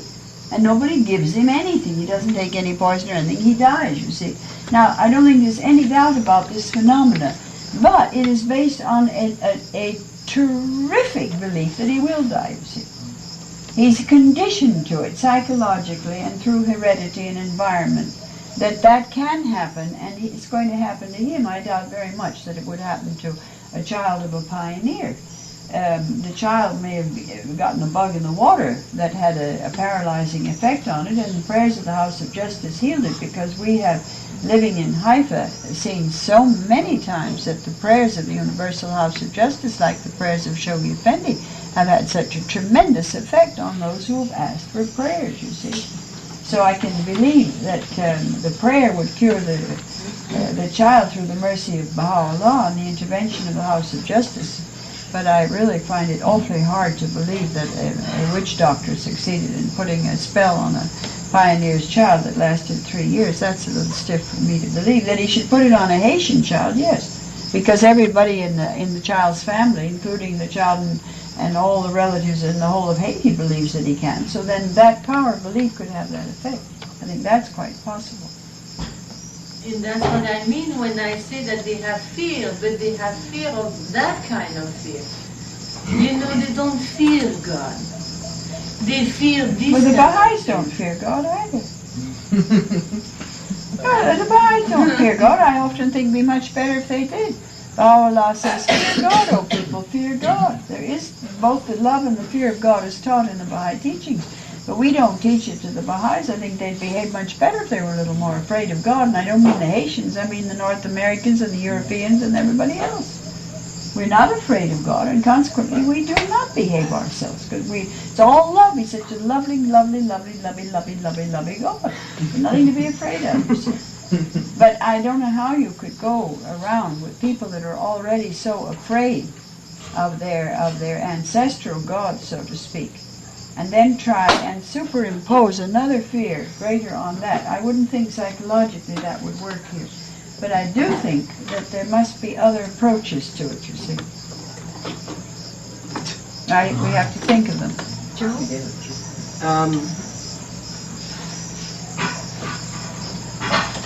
Something that Woody said, something that Mrs. Nachavani said, it kind of all weaves in to something I've been wanting to say.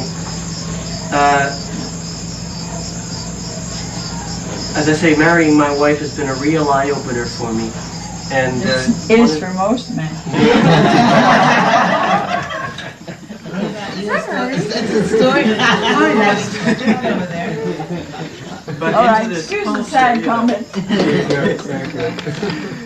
But, okay, well, enough said on that. But anyway, the Peggy was that I've seen in a couple of places people asking me for greatest names because they were going to start a business. They had already painted up the Mason's sign. They had already painted up the number of crosses.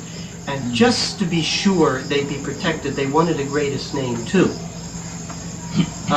In another case, two other cases, a person with a picture of Abdu'l Bahá was using the picture of Abdu'l Bahá to put spells on other people. Now, yes. Now, so I have since been very bothered. I didn't stay around to find out, but the point was that it was a black magic type of thing. And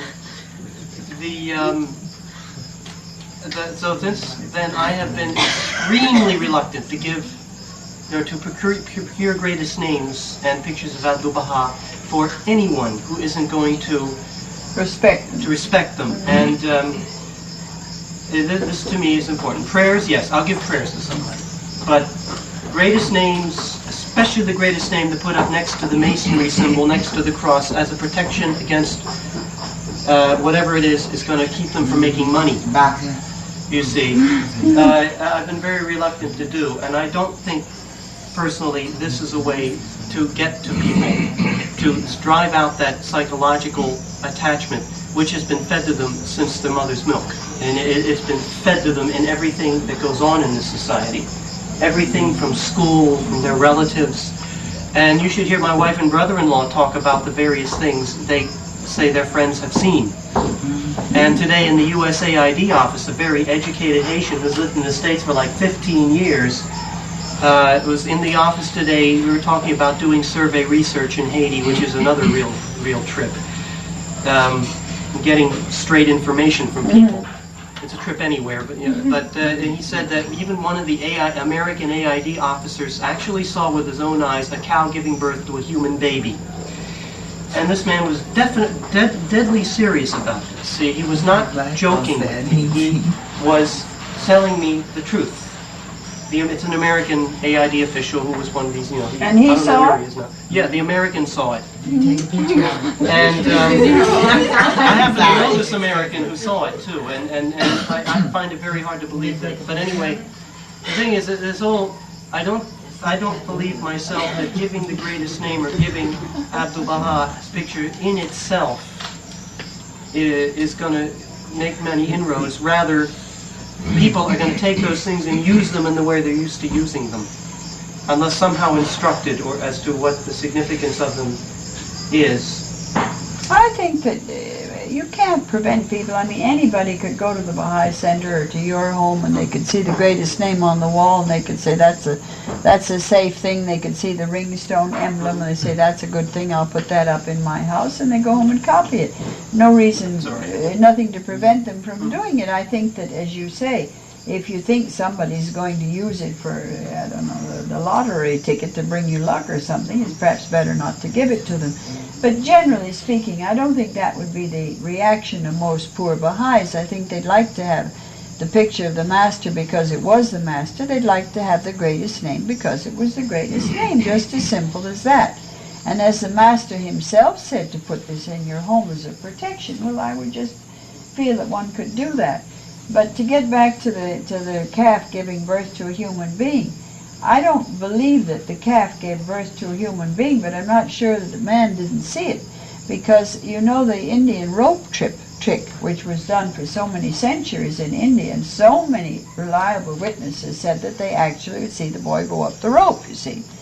Well, that was a form of hypnotism, or of hallucination that was induced perhaps by a stronger mind on somebody who wasn't aware that for the moment something was being reflected into their mind. And I don't think that there's any doubt. I mean, look at all the tremendous research that's going on. What do they call this supersensory business? Psychic therapy. No, there's ESP? Yes. Extrasensory. One person at a time. ESP. Yes, this ESP, you see. I don't think there's any doubt whatsoever that such things are possible, you see. And they're probably possible in Haiti just the way they were in India. So that you don't have to say that the man didn't see it. You have to say that the cow didn't do it. That's the difference, you see. And you have to be so careful to make that distinction. You don't have to throw the baby out with the bathwater, in other words. You can say, look, you're wrong, because calves do not give birth to human beings. And that's an impossibility scientifically, but not at all impossible that you shouldn't have been induced to seeing it, you see. If you can get that distinction, get them to make the distinction, but then you'd have to have some way of getting them to do it mentally. You'd have to talk to them, depending if they had any possible scientific knowledge and so on. Arnold and then Linda. Well, there was a lady in Haiti. I talked to her about the Baha'i faith, and she said it was very nice, and she asked me if I was planning on teaching this to the country people. I said yes, it's for all the people. And she said, well, the Baha'i faith, I've heard about it from other people, Mrs. Blackwell, and she said the Baha'i faith is very good religion.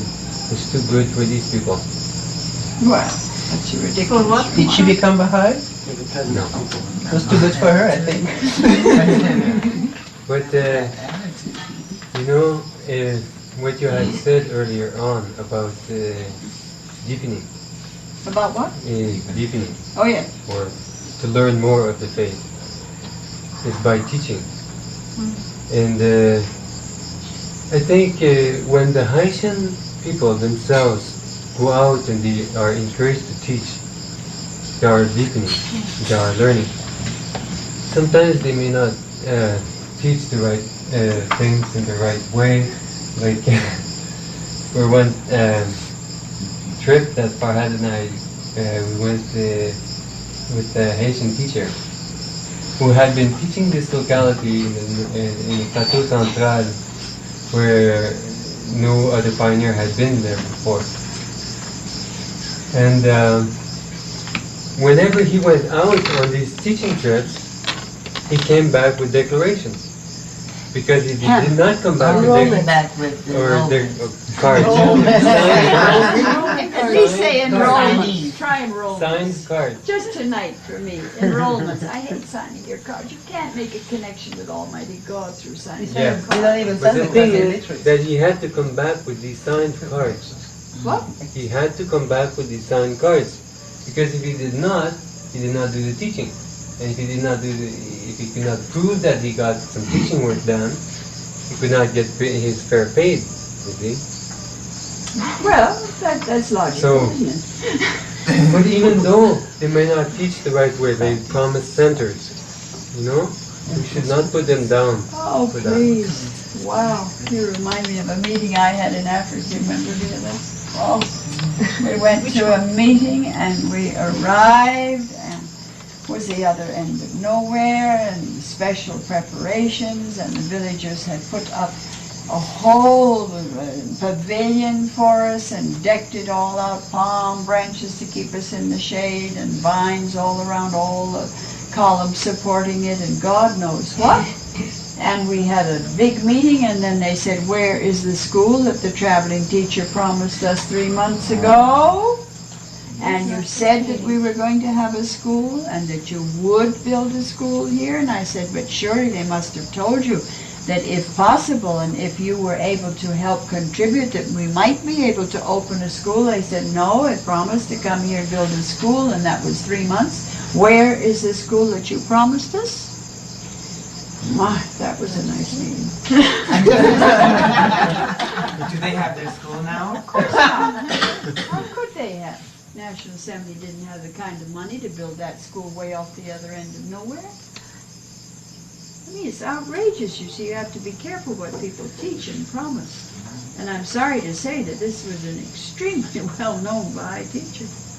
We have an area right outside of Jacmel that had very, very strong Baha'is in all the area for the few years that passed. And I strongly believe they were strong and active to eventually earn their center. Now when they realized they don't have the center, they all became absolutely inactive except one who still continues. Oh, now wait a moment. Back up. Why did they want a center? They wanted a center because the Protestant church had a center and they only had a lot without a center. It was very embarrassing for them. Well, that's human. That was, I think, quite a noble aspiration. And I think that if they had been encouraged more, maybe the National Assembly could have helped them the way they do in Africa to have a center. They would do part of it and the NSA would do part of it, because that's what they do all over Africa. So you build a mud wattle hut and we'll put on a permanent roof for you, see? I mean, after all, meet them halfway. I think that is a perfectly legitimate attitude on the part of those villagers. They wanted it. You see, there's something in the, I think, Vila, you correct me if I'm wrong, I think there's something in the African nature that wants to pray to God, especially. And I've seen it in Africa and I've seen it in the Caribbean islands. They don't want to pray to God. We don't mind. We'll all pray to God here tonight perfectly happily. But they don't feel that way about it. They feel that a place should be just for worship, just for mention of God, you see, just for their prayer house, their meeting place. Mm-hmm. Now the church has given them that, and we haven't been able to so far. So the only thing, we can't build little local temples yet because we haven't got permission. We're still building continental temples. Eventually, I hope during my lifetime I live to see one local Baha'i temple built before I die. I'd just love to. Maybe I'll see a national one built before I die. But the point is that they want a place to meet. And that's a very logical thing, and it would have a great effect on them probably if they had it. So that they should want it and long for it and strive for it and beg for it and be very upset and disillusioned when they don't get it. Seems to me perfectly human. That doesn't mean to me they're not good Baha'is. If anything, it makes me think they were good Baha'is. You see what I mean, Vila? Where does the money come from the national side? Well, and I don't know. I don't know where this NSA gets its money from. I suppose it gets it from the House of Justice. But the point is that it's got surely to spend some money. I mean, the darn NSA must have some money in the country, hasn't it? You're on the NSA. Not very much. But it doesn't get any from the House of Justice. Oh yeah, it relies pretty well. Well, all right. 90%. And then it has to spend it wisely, you see. That's its duty. Then As you know, it's had a very serious problem recently. Oh, are you telling me? My God. That's more than a serious problem. Have you ever had this marvelous problem. Haiti of partnership, building a center, part of it in a village, the villagers, and part from the national? We have tried this over a number of years, and for the most part it has not worked out. It was thought that the assembly should pick up the entire tab. the places where the Assembly has picked up the tab, rented property, and it's been a number of areas for an Assembly, we have had problems too. We had very serious problems. You mean before you got the center or after you got it? What do you mean by problems? After we got the center. What kind of problems? Okay, we had one of the last problems, Arnold is fully aware of that. In one community, we've lost some of the so-called stronger believers, not stronger spiritually, but in training and inability to reach other people, money. In another case, we had one individual use the center for a depot, and we think that there was something not quite right going on in it, but no meetings. And like this in each area. In another case, it was halfway up, and then something, I don't know what, went wrong. But in every single case where the Assembly has picked up the tab for a center for a year or so, we have in some cases lost the community. We have been, are we paying for any? Are we paying for any? We wouldn't know. I don't remember for the moment if we're paying rent on any center right now. You see, maybe this is why I think this consultation or discussion is so valuable, because in many countries this is the answer. It evidently isn't the answer in Haiti, so then there have to be other kinds of answers, you see. Because this country is one that's entirely begging and entirely living on charity, almost exclusively. It's like this. I've seen more beggars in this country than I've seen for years. And the whole country is begging, and the whole country is receiving handouts from all over the world. So maybe this is the wrong thing to do here. It's the purpose of, thinking about these things. He has both of them. Well, come along, let's go down the line. Going back a little bit to the idea of voodoo, somebody recently that I was talking to for the first time about the faith said that he felt that the voodooists would be most receptive to the faith. And I remember being in what he mentioned, Episcopalians. By chance, I was thinking of a nun who's been here for years, 30 years maybe. Sister Joan. She knows Julie is the only contact I know she had with the faith. She was present when some people were talking about the faith, non-Baha'is, and very positively, and I didn't know what her reaction would be, and she said, the Baha'i faith is good for Haiti. It brings love, and love eliminates fear. And that's sort of the thought I had while we were talking, is that we're such a small effect right now, maybe, but I think the most we can do as pioneers is, while the greater plan of God is working to clear away all the darkness of the fear through education and other non-Baha'i, specifically non-Baha'i things, that we can try to... Sister Joan just the other day again said something quite good about us too. That we can try to associate with Baha'i, with Haitian Baha'i, and show that religion is something which is loving and purposeful and joyful. Because I think in voodoo, from the little I know so far, it doesn't have a concept really. It's a play of forces, placate this god and that god. It's a power struggle. But as far as I've seen, there's almost no morality to it. It's power. Oh no, I don't think there's any ethics in it at all. If any, the other way. The idea that religion is something to work at and to strive for, and it has the moral aspect. I think that's what we can bring, maybe at this point. By the way, the villagers don't call it voodoo. What do they call it? Vie bagay. Which means old thing. That's as good a term as any, isn't it? That's what it is, old thing. It's pretty old.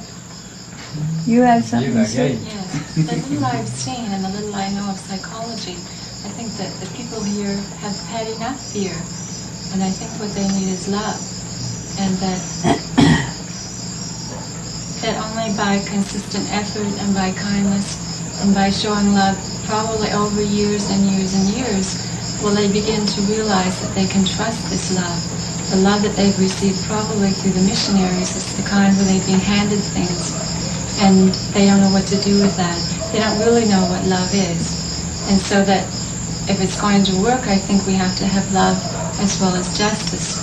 And the balance has to be maintained, or they'll they'll think this love isn't any different than the love from the missionaries. Well, what do you mean by justice? Why did you put justice in there? Because the love that they've known is something that's soft, and something that is handing them something but really doesn't accomplish anything. And they can walk all over it. And if you have justice as well. But what do you mean by justice now? Well, you're using the word justice. What do you mean by that word now in this context? What They have to be responsible as well, and that they have to be brought to task if something happens, and they have to what? Be brought to task if they're not fulfilling their part of the bargain. How? If, for instance, if they abuse the funds. How? Then they should be brought before the assembly or whatever the role is, and be shown the right way. That things shouldn't be let slide. Like I know that pioneers here will pay money to someone and then they won't get it back and nothing will happen. Or other things will happen that just continue to happen. Well, they probably shouldn't have paid the money in the first place, you see. The pioneers should have been more wise.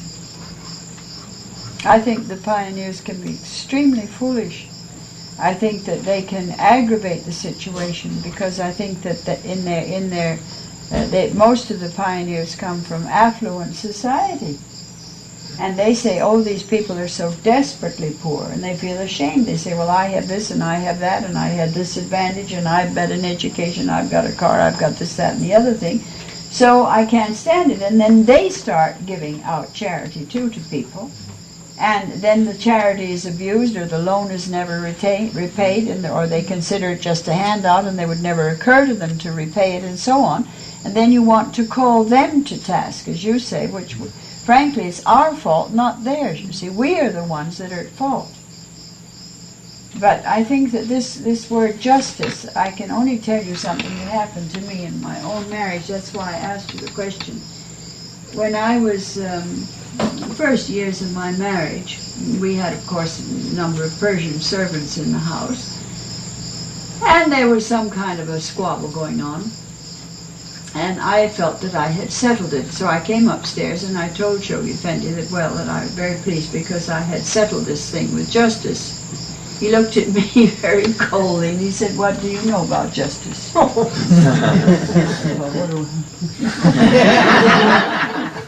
He said, justice is my function. You don't know anything about justice. It's not your function at all. Now, I shouldn't be unfair to people, but God forbid, I'm not going to deal with you with justice. I mustn't be unfair to you, but I mete out justice to you. Oh no, that's not my function. And I learned that from Shoghi Effendi, you see, so that's why I took you up on the word. Because very often in our naivete, we think that now we're going to be just, you see. I've got a servant and the servant has purloined something or other, so I'm going to treat her with justice. Bahá Khánum, you got an ad that's Where? a bad one. Where? Oh my God. It's gone. They're bad ones. An ad, one of those fighting ads. You can I believe that you Where saw did the it come You were hypnotized to see it. I didn't mind when it was on your blog, but when it was starting to go gone? Yeah, so I know it's inside, I can't see I saw it go. When I started shrieking.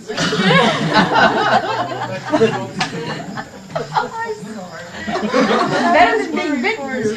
I've got enough bites, my dear. I counted 18 just from here to there the other day. I gave up. Didn't even bother to count the other legs. Is fairness just a weaker form of justice then? What's... No, I think that justice is a almost you might say a legal function. Justice implies that you are going to deal with other people in a way that you're going to dole out reward and punishment and this and that and the other thing, and that is not my function towards you. If the universal house of justice was dealing with the Baha'i world with justice, we would all evaporate overnight. Don't fool yourselves. They're dealing with us with the essence of love. They're not being unjust to us. And they're not being unfair to us. But they are dealing with us with love, because justice would break our backs like that. Maybe you can stand justice. I can't. I'm not the kind of a Baha'i that has reached the point in history where I can stand justice. Not that kind of justice. That's why, what do all these National Assembly puff themselves up and say they're houses of justice when they can barely administer anything? And they think they're a house of justice? Of course they're not. That's the house of justice, and it's not, as I say, ever unjust to us. But it is not yet in its majesty dealing with the Baha'i world and the world with justice, because we're not ready for it. We can't stand it. Now, how much less can I deal out justice to you? See what I'm getting at? Judge you, reward you, punish you. What was that one? A grasshopper? It's fine. And maybe it's a roach. Oh, God!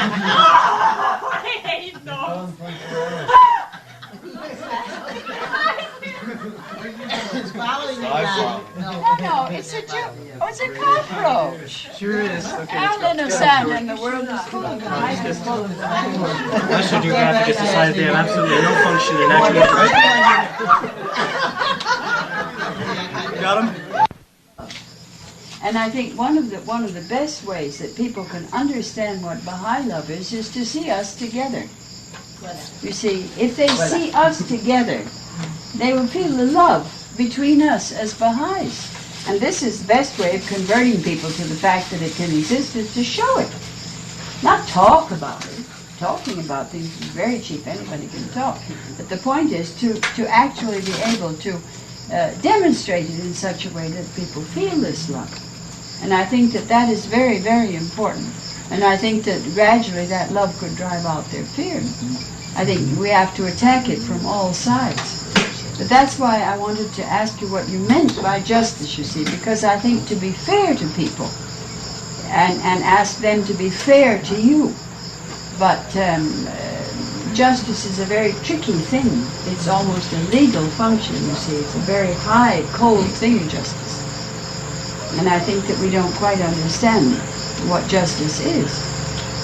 You know, it's very interesting. We have I don't know what instruction the House has given, because I haven't been home since I heard about this business of the problem with money here in the National Assembly.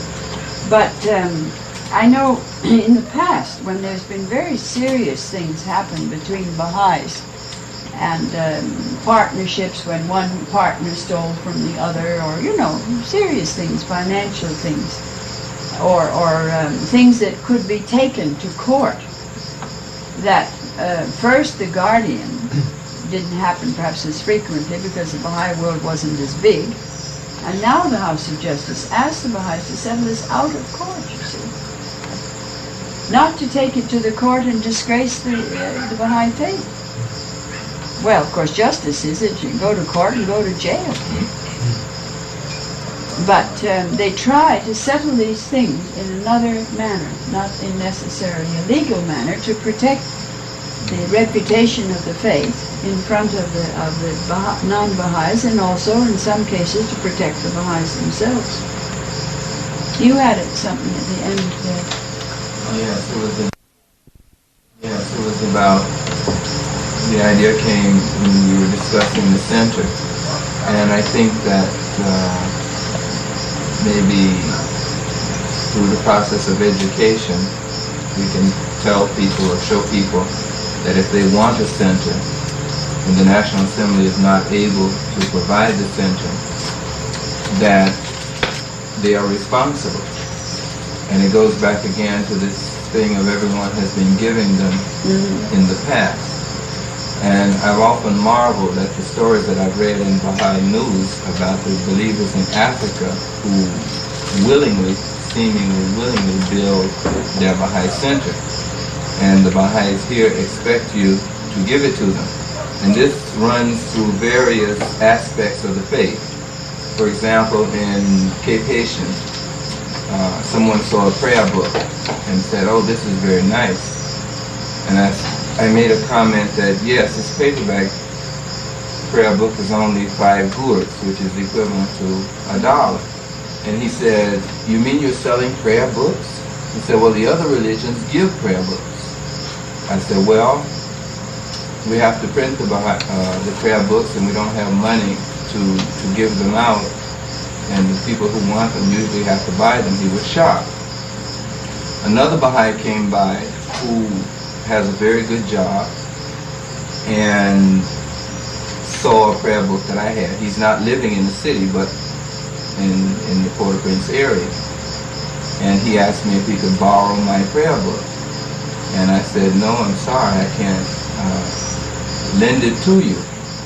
But I did receive a special on prayer books for 60 cents, the same prayer book that was costing $1. We were able to buy them for 60 cents. He would not spend 60 cents for the prayer book. So I did not give it to him. And I think that we have to be firm in these things. In North America, it was a common practice to give a prayer book to someone who came into the faith. But doing the same thing in Haiti, in my view, would only encourage this attitude of dependence, even though it was only 60 cents, and even though it was a prayer book and he needed to pray just like the rest of us. And he had the money, but would not spend it, would not spend 60 cents for a prayer book. Because the idea is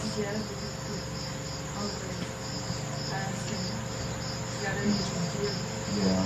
I had the same problem where I live.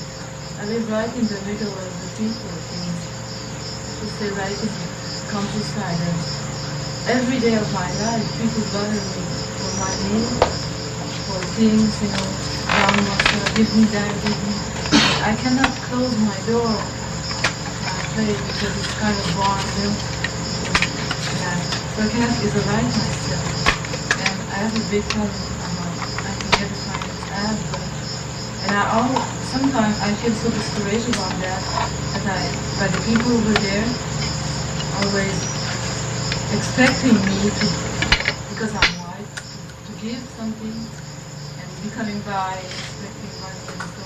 But I just don't want to talk about the Bahai. I'm just so discouraged, and I wonder what we can do when we feel like that, But I mean, I'm trouble explaining what I feel. And in the beginning, I was very enthusiastic and active, and now it's 8 months now, and I'm a little discouraged because I see that the people over there don't like me really, and don't like, except few exceptions, they don't like really to become by,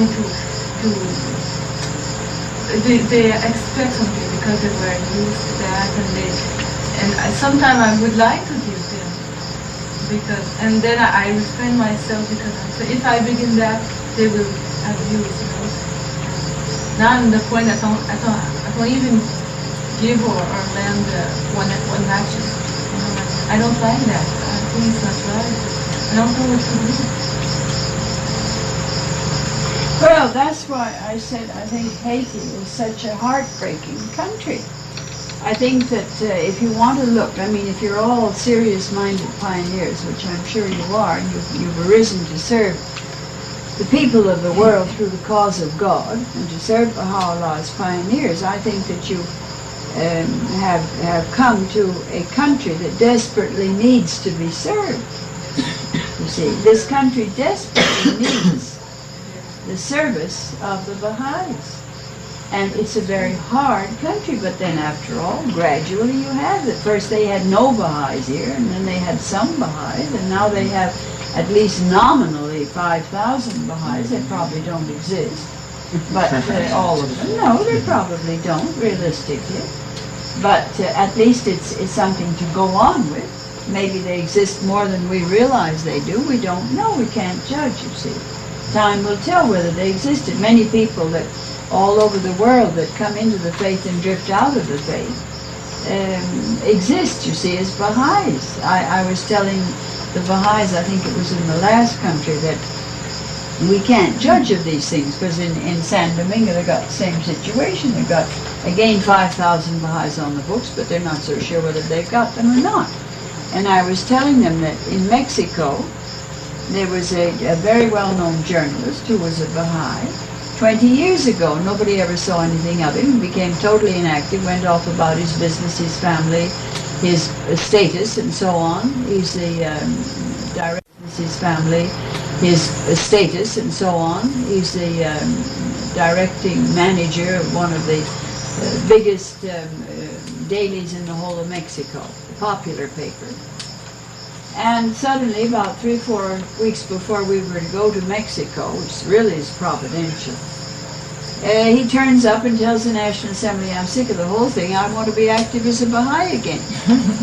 So he arranged fundamentally, only he did it, the interview with the President of Mexico, which next to my meeting the President of India, who's the most important politician I've ever met in my whole life, which is good for the faith. It redounds on the faith. What do I care whether I met him, or what does the faith care whether I met him, as long as somebody met him and he received a Baha'i officially received. And also meeting the Minister of Interior, which was extremely important too, because neither of these men seemed to know anything about the faith, least of all the persecutions in Persia and so on. Well, you tell me, for 20 years he did from the fact that it's good for the Baha'is of Mexico and the faith in Central America and so on and so on. So that we can't judge, we do not know. It's our job to teach, it's our job to be patient and loving, it's our job to try and find adaptations that will suit the need of the country, you see. Can you see, Vera, how anybody would really benefit by just giving more handouts in a country where everything's a handout? Because you had a lot of this in Africa. Except that I'm wondering if part of it is probably begging, as you say, and handout, but part of it isn't in the culture of the people, that everything they have, they share. You are talking about you being pioneers or whites or whatever you call it, but amongst themselves, probably they are used to share. A man goes into the home of his neighbor or his cousin or his relative, whatever is in that house is his as well, because this is the culture of the people. This is how it is in Africa. When we were the first years, this is one of the first lessons that I remember we all learned when Ina Kolinga had just become a Baha'i. Ali went one morning, he used to have, the only time that they used to have deepening class was before Enoch went to his work. So Ali used to go very early in the morning to Enoch's house, and they had an hour of reading and whatever, and then he would take Enoch to his office, and this way Enoch would save half an hour of going by bus. So one morning he was sitting in Enoch's room, and he saw one man. Enoch went out to get washed and dressed to go to work, and a man came in. I didn't know who he was. He came and opened the cabinet. He found an iron shirt of Enoch. He took it out, shook it, put it on, went out of the house. And he was very upset. He thought, who was he? Was he a thief? He took, he stole the clothes or something. So when Enoch came, he said, Enoch, there was a man here and he took your shirt. He put it on and he went out. And Enoch said, oh, was he the fellow who looked such and such? And Ali said, yes. He said, oh, he was my cousin. Ali said, oh, did you know he took your shirt? He said, no, it doesn't matter. I had two shirts. One I have on, the other was extra, so he could take it.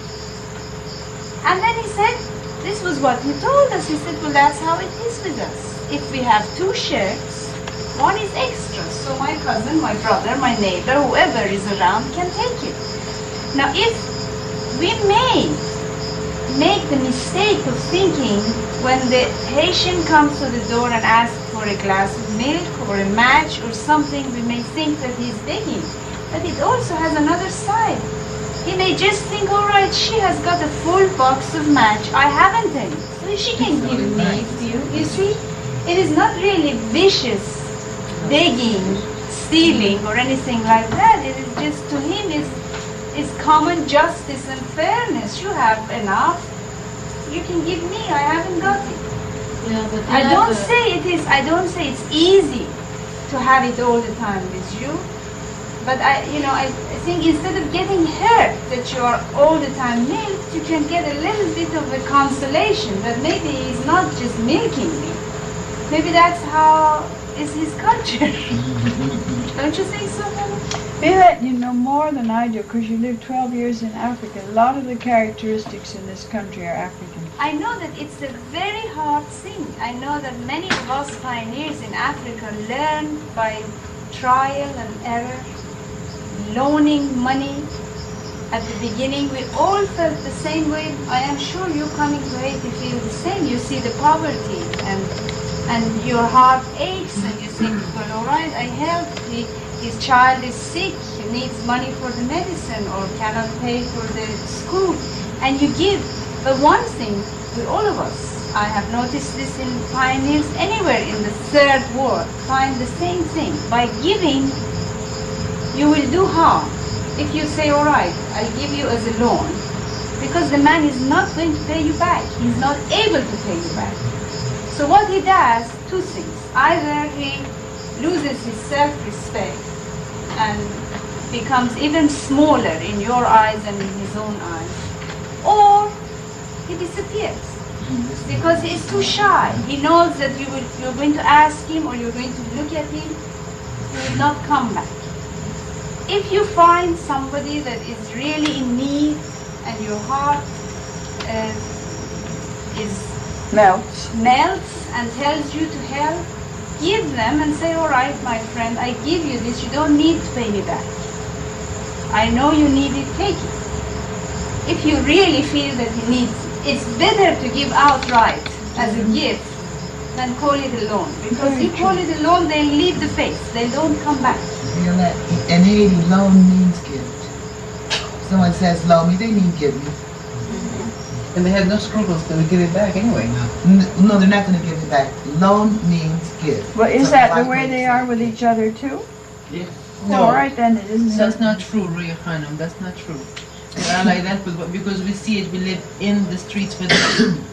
When they borrow from us, they never give back unless. Well, in our community, we made a rule that you only borrow it for half an hour. I'm going to come and get it in your house. But among themselves. Among themselves, they borrow and eventually they return. An incident in Jacmel, I'm a child in a way that I love to read children's books like Tintin. I just adore them. And there is some kind of a rumor running around the neighborhood. As soon as one of the kids gets one from school, he reads it and brings it to me. That's cute. And then the next morning, sharp, before he goes to school, he says, I like my book back. And they go in and take their book back. And that book for the whole week traveled from one Baha'i house to the other. And the same child goes the next day and says, I like my book back. And he gets it back. So in certain things, we have no scruples in lending and we know we're going to get it back. Other things, we will not lend. One thing I will not lend is a Baha'i prayer book. It's amazing. You might judge me wrong on that. I will not lend the Baha'i prayer book, but I would lend milk, eggs, sugar, and things like that. And they'll come back. Eggs will come back, sugar will come back, milk will come back. Prayer book won't come back. I tell you, with prayer books, I learned something from Mary Collister. She did something marvelous. If they want, she wouldn't give the book, but she encouraged, she said, bring your paper, your notebook, copy it here. Sit down here and copy it from my book. Make your compilation. That's right. We tried it, didn't work. Matty and Woody. I just want to say that Lisa's suffering is unbelievable. It's really exceptional because she lives in this garage, I mean, to me, the people, it's awful, really. A garage. It's a half a garage. They kill beef there every Saturday. They kill an animal. To me, okay, I give them prayer books, and sometimes give them pencils, and I have a car, and this and that. But they bring me mangoes, and they bring me lemons, and it is reciprocal, because I really want the mangoes and I really want the lemons. But I don't know, there's something what Lise is going through is really Well, does she have to go through it indefinitely? Can't she get a decent place to live if you're going to have her as a school teacher? I there? get $150 a month, at the school. So I can't. The school doesn't pay arrange enough for her to set a big thing. Well, what about all the other people that are teaching there? They commute, and she doesn't have the physical strength to commute. Oh, it gets too tired, yeah. Also, it would be the housing. It's not too bad. It's not too bad. It's not that bad. No one in this room would want to live. No. Not even one night. No. It's not too bad. It's a good thing. Well, it seems to me that maybe some betterment or solution can be found. Doesn't seem to be all on the lie down on the job. Make her a door that will close. Knock a window in the wall. Would it be improper for the pioneers, let's say, to combine some kind of a fund to assist her? I know the House would say that if you're deputized, you're not supposed to assist somebody else. If what? If you are deputized on the funds, you should not. Well, not the House. I'm sorry. International goals make the rule that if you are on the fund, a pioneer on the fund, you should not use that money to support Well, it seems to me that's pretty reasonable. After all, they passed it on to you. You can't just pass it down the line and then you say it's all gone. Give me some more. Yeah, but those who are independent, for instance, can they work out some kind of a deal? I don't know. I think if there's a carpenter, this boy's a nice carpenter. Why can't you knock a hole in the wall and put a window in? Or don't you want a window? Can't be done. Some solution has to be found. Well, I think if it's getting awfully late. Are you going back to where you live tonight? That's a long way. And then coming to the meeting tomorrow morning? Yes. The conference? 8:30, yes. Oh, well, you don't come at 8:30, for God's sake. You won't be there. No, I mean, nobody else will either, frankly. I only I'll be the only one. You'll be. Some coffee. Yolanda's reaction was so funny. Well, there are more urgent calamities that have to be discussed. What time should we be there tomorrow? 8 o'clock. Come on.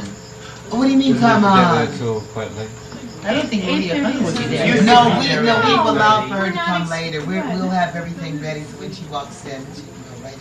What time did we say in the NSA meeting? 10 o'clock. 10 o'clock.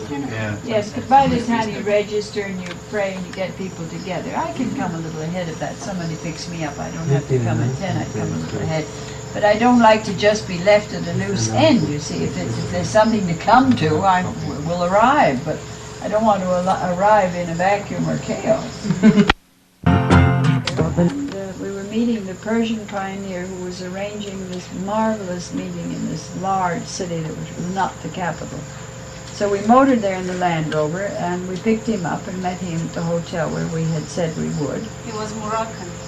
Moroccan. And Violette took one look at him and she said, "You look very flushed." And she put her hand over on his head. She said, "You're burning up with fever." I said, "I think you've got malaria." So we took him to a pharmacy to get some quinine, and he fainted in the street or something.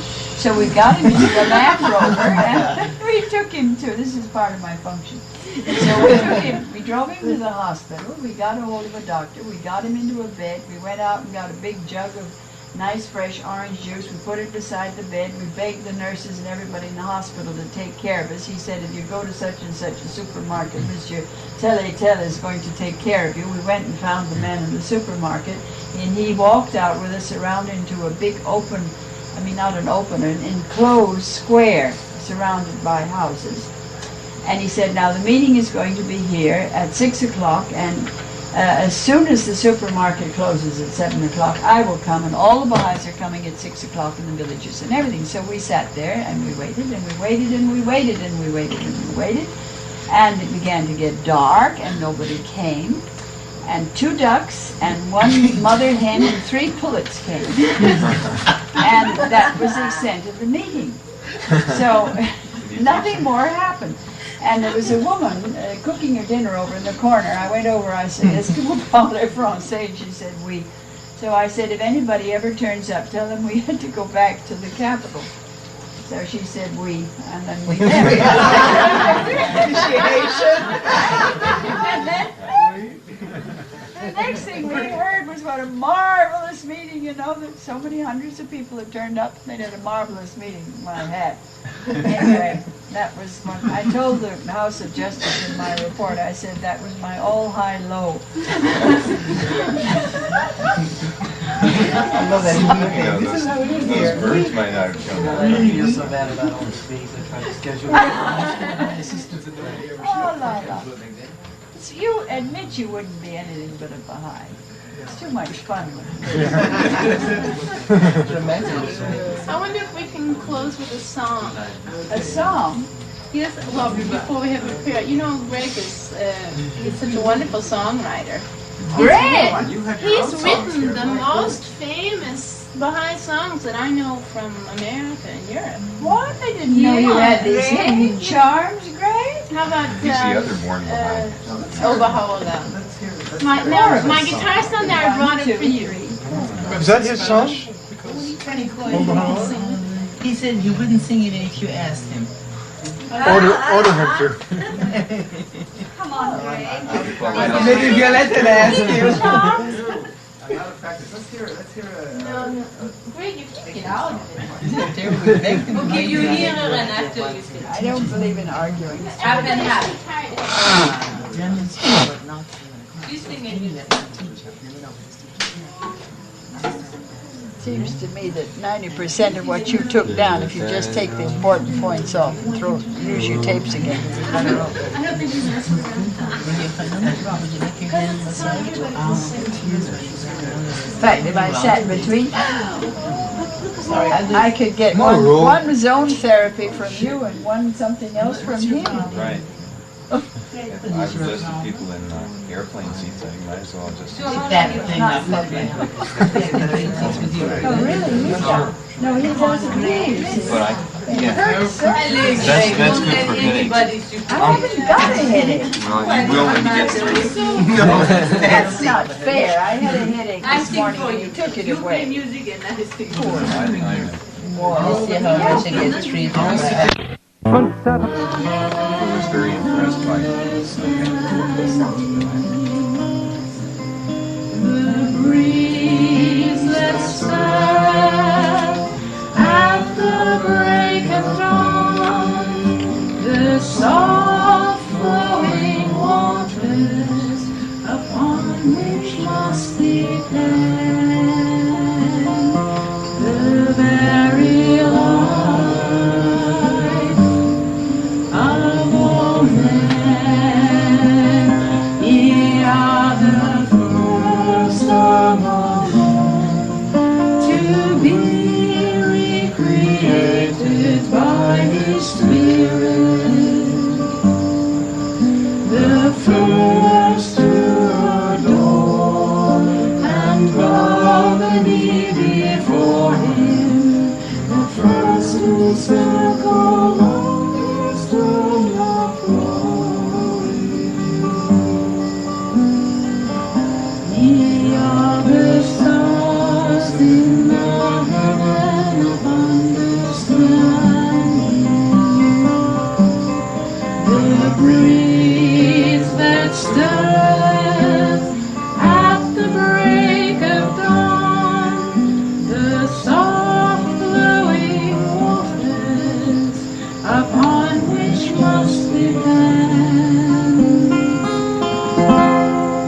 the very life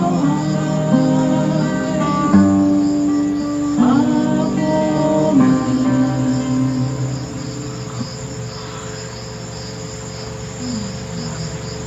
Who wrote that? Charles Walcott, I think. Who? Charles Walcott. No. Charles didn't write that. Wait, Yeah? Yeah, I know. Okay. you know who wrote the words?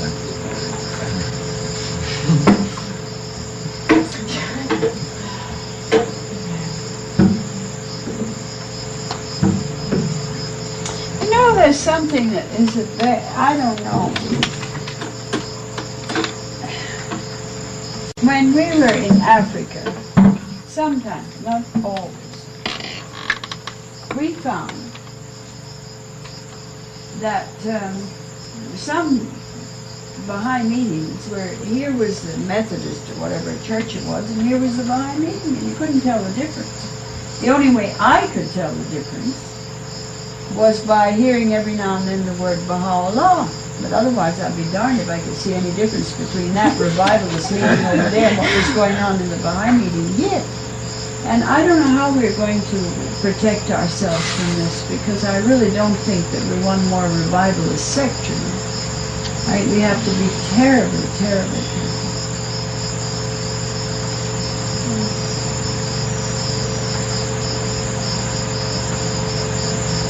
I don't know. I remember when I was a child, of course, it's a different background, if you like. But although I was born a Baha'i and brought up a Baha'i, I had this fierce resentment of the regimentation ceremonies of the church. Well, I never belonged to any church, but typical of a certain group of my generation, I hated it, you see. And in New York, we had dear old Sappho Kinney, who wrote a thing called the benediction. Did you ever learn that? May God's love now hover o'er us as a dove with outstretched wings. If I could sing, I'd sing it. It's a very tiresome melody. And his peace at something or other, something or other. And in the Baha'i Center in New York, lo and behold, at the end of a Baha'i meeting, everybody had to stand up and sing the benediction.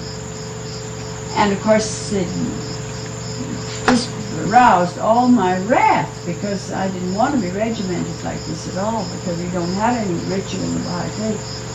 So we wrote to the Guardian, I forget who, somebody, and he said that it was all right to do it occasionally, but it mustn't become a habit, you see. And I think that perhaps this is the clue to not being like these revivalist meetings, because really, lots of places it's getting more and more like a revivalist meeting.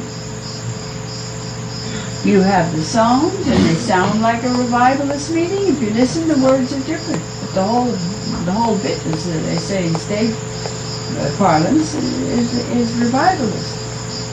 And we have to be terribly careful, because we are not a revivalist sect. This is a different kind of a religion. It just hasn't got any of these things. Now that we shouldn't have Baha'i songs, that isn't possible nowadays, because everything is sung. This is the period in this century when everything is sung. You know, Colgate's is the best toothpaste. And then along comes cigarettes, and that's another tune, and so on. And everything is sung, and now the Baha'i faith is sung. But we have to be very, very careful. We'll sing the teaching book. No, we have to be really careful, it seems to me, to not have exactly the same pattern as the revivalist church next door. I feel this very, very strongly. I can't see it. I mean, why should we? I'm a Baha'i because I don't want any of that. I don't believe in these things of the past. I'm glad that there's none of it in my religion. You see, well, don't start now reimposing the whole thing on me, which is typical of so many. Typically, it's really a revivalism. It's not even typical of the church. The Catholic Church still has a very dignified Mass. But this sort of thing, I think we have to be very, very careful not to introduce it into the faith. And how you get the songs without getting too much of the revivalist atmosphere, I don't know. What is the revivalist atmosphere? It's just exactly the sounds of our Baha'i meetings. Some of them. Yes, like Ô Dieu créateur de. It's not revivalist. It's the Haitian revivalist. There's the clapping that goes on in those meetings, and the repetition. You know, béni soit l'Éternel, béni. Let me ask you something. You tell me where it came from. A chairman of a meeting gets up. After all, God knows I'm in enough meetings in my life, and he gets up. And he faces the audience and he says, Allahu Akbar. And they all say, Allahu Akbar, the whole bunch of them together. What's the difference between saying Amen and the whole congregation saying Amen? You tell me. You tell me. It's exactly the same thing. Only you say, what is it, Allahu Akbar instead of Amen. you say it at the beginning, they say it at the end. All right. But I really, and sometimes they throw it in at the end for good measure, but I don't know where these things have come into the Baha'i faith, because they didn't exist in any place that I ever was, and they certainly don't exist in the Holy Land. So where is this coming from? Huh? Who are you pointing to? Oh, come on. Your head against the white didn't show up. I mean, I better go to the beach on Monday. You better, really. I think I should. Now I know it's time to go to the beach. I admit I'm a little bit. I was thinking, it's what I was starting to say before, that the culture of Baha'i communities at this point in history, I feel, are going to be much more, they're going to reflect much more the society they're in and the society the believers came from than they're going to reflect any kind of Baha'i type of society, children of the half-life idea. And in many of the Baha'is of Haiti come from a Protestant background of some sort or Catholic background. And the songs strike me very much like the Protestant type of songs, 39 verses, and you know, you sing every one of them. You having been brought up a good Protestant. And then, no, I wasn't. I was brought up a conservative Jew, but let me tell you. That's what I mean. Did you have this kind of song in your synagogue? No, but we did have, you know, like at a particular point in the service, you know, like the fifth prayer at every Friday night was something, and you know, this is the ritual. This is the kind of like at some Baha'i meetings, some communities, every single week we'll sing song. And that was kind of the joke there with Arnold would give a rousing chorus of page 2. You see, it's page 2. It's like the third song from the end after the talk has been given. You know, it's just that it's easy, very easy for people to fall into a ritual because that's what they've been used to. Yes, but we don't have it in the Baha'i religion. That's why I'm glad. Yeah, that's where it comes Baha'i. from. It comes from the past. You see, the past is better than the future. You know, except Baha'u'llah, but narrow up again because it's known. No, my only reason I say that is because all of you are Baha'i pioneers and Baha'i teachers and very good Baha'is anyway. So think about it and see if you can be sure that you don't get too much of this sort of thing. And the meetings vary it a little bit. I don't see why the Baha'i shouldn't have songs. This is an age of song.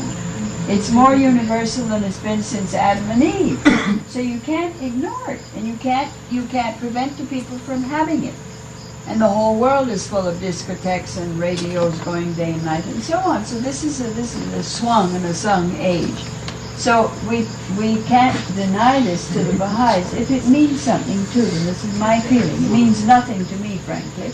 Some very beautiful Baha'i songs. When you see the pilgrimage, you will hear first a tablet of Amatu'l Bahá chanted in Persian, and then that song, The Queen of Carmel, sung in English by that beautiful Canadian Nancy, what's her name, Phillips from, is that her name, Nancy? Nancy Ward. From Montreal, who had an operatic training, and it's exquisite. You see, it's just perfect. So there's songs in the film that I've made, and very beautiful, beautiful songs and beautiful music, and I think it adds tremendously to the thing. It's not a question of not having it. It's a question of trying to weave it in such a way that we don't get set forms, because we're getting something now that's beginning to be very much, we're going to have it first this, and then we're going to have the that, and then we're going to have the Allahu Akbar, and then we're going to have the prayers and the talks and the more singing or more benediction or more something or other. You see, we can vary it in such a way that the people understand that there's some mobility in Baha'i meetings, that there isn't a form for Baha'i meetings. Yes? We used to have questions come up about the order of feast, for example. If it were convenient, someone would want to have the social part of the feast first. I always thought that was one thing that was set, the devotional part first, the consultative portion and the social portion. Was that been changed? I think, well, some places, yes. But Not that I've ever heard of. This is what the Guardian said. We were doing that. What? In Quebec, in our community, we're doing always the social talk first. Well, I don't see how you get that way. When Shoghi Effendi said do the devotional part first and then the consultative and then the social. It was because of the children, because we do the social Well, frankly, talk, I'm tired of child worship. There's a new idol in the world today, and it's children. I'm perfectly serious, my friends. Lots of you are young mothers, so you don't get the point at all, but maybe somebody in the room gets it. There is a thing in Western society, I don't know where it came from, whether it's come from 2 world wars and the threat of a third world war, whatever it is. There's always a tremendous thing for children after wars, everybody knows that, including a tremendous birth rate and a tremendous birth rate higher for boys than girls after wars. All right, whatever it is, this is the age of the worship of the child. Children have been put on a pedestal in our society, which isn't too good a place for them. They're part of society. But good gracious, everybody that was ever born was once a baby, and once a child, and once a youth, and once an adolescent, and once an adult, and once middle-aged, and once old, and once died. There's nothing new about it. So why this worship of children? They have a place, but why should we reverse the order of our Baha'i feast to suit the children? They didn't mean bad, I'm sure, my dear, they didn't mean bad. But the point is that if there's a way of doing something, would you mind telling me why you reverse it? Because you think the other way is better. In the end, you get the whole Baha'i faith reversed. No, I'm sure. Just to add to that, in our assembly at home, by having the prayers first, we found the children's reading has greatly improved, their knowledge of English language has greatly improved, and their love of the prayers has greatly improved. And they left after the prayers and played during the consultation, and then enjoyed the social part greatly. Well, I think that's logical. That's all right. If the children will not disturb the devotional part, there's no reason why they shouldn't be there. And there's no reason why in small communities they should not take part in reading. It's very wonderful for them, and good for the adults, good for the children. But I think that we get everything out of proportion in the world today. Every single thing has its place, and it's best in its place when out of its place. But this business of getting a ritualistic atmosphere in the Baha'i faith, I don't like it at all. Could I tell you a story about that? That it's quite amusing? I hope it is amusing. Well, some have heard it already, but I'd like you to hear it. When Reed was in grade 1, he was Baha'i at that time, and the class was acting up, and the teacher was flustered, and it was 4 o'clock, I suppose, and she was about had it. She said, "Class, don't be so, and she'd lost the word. And Reed piped up in grade 1, "Contumacious?" And she said, I beg your pardon, there's no such word. And he said, "There certainly is. I read it in the Baha'i prayers. Wow. And it means disobedient." And she looked it up, and there it was. And it became the class word. Teaching from then on. "Class, don't be contumacious," and they all knew what it meant. Baha'i children are quite something.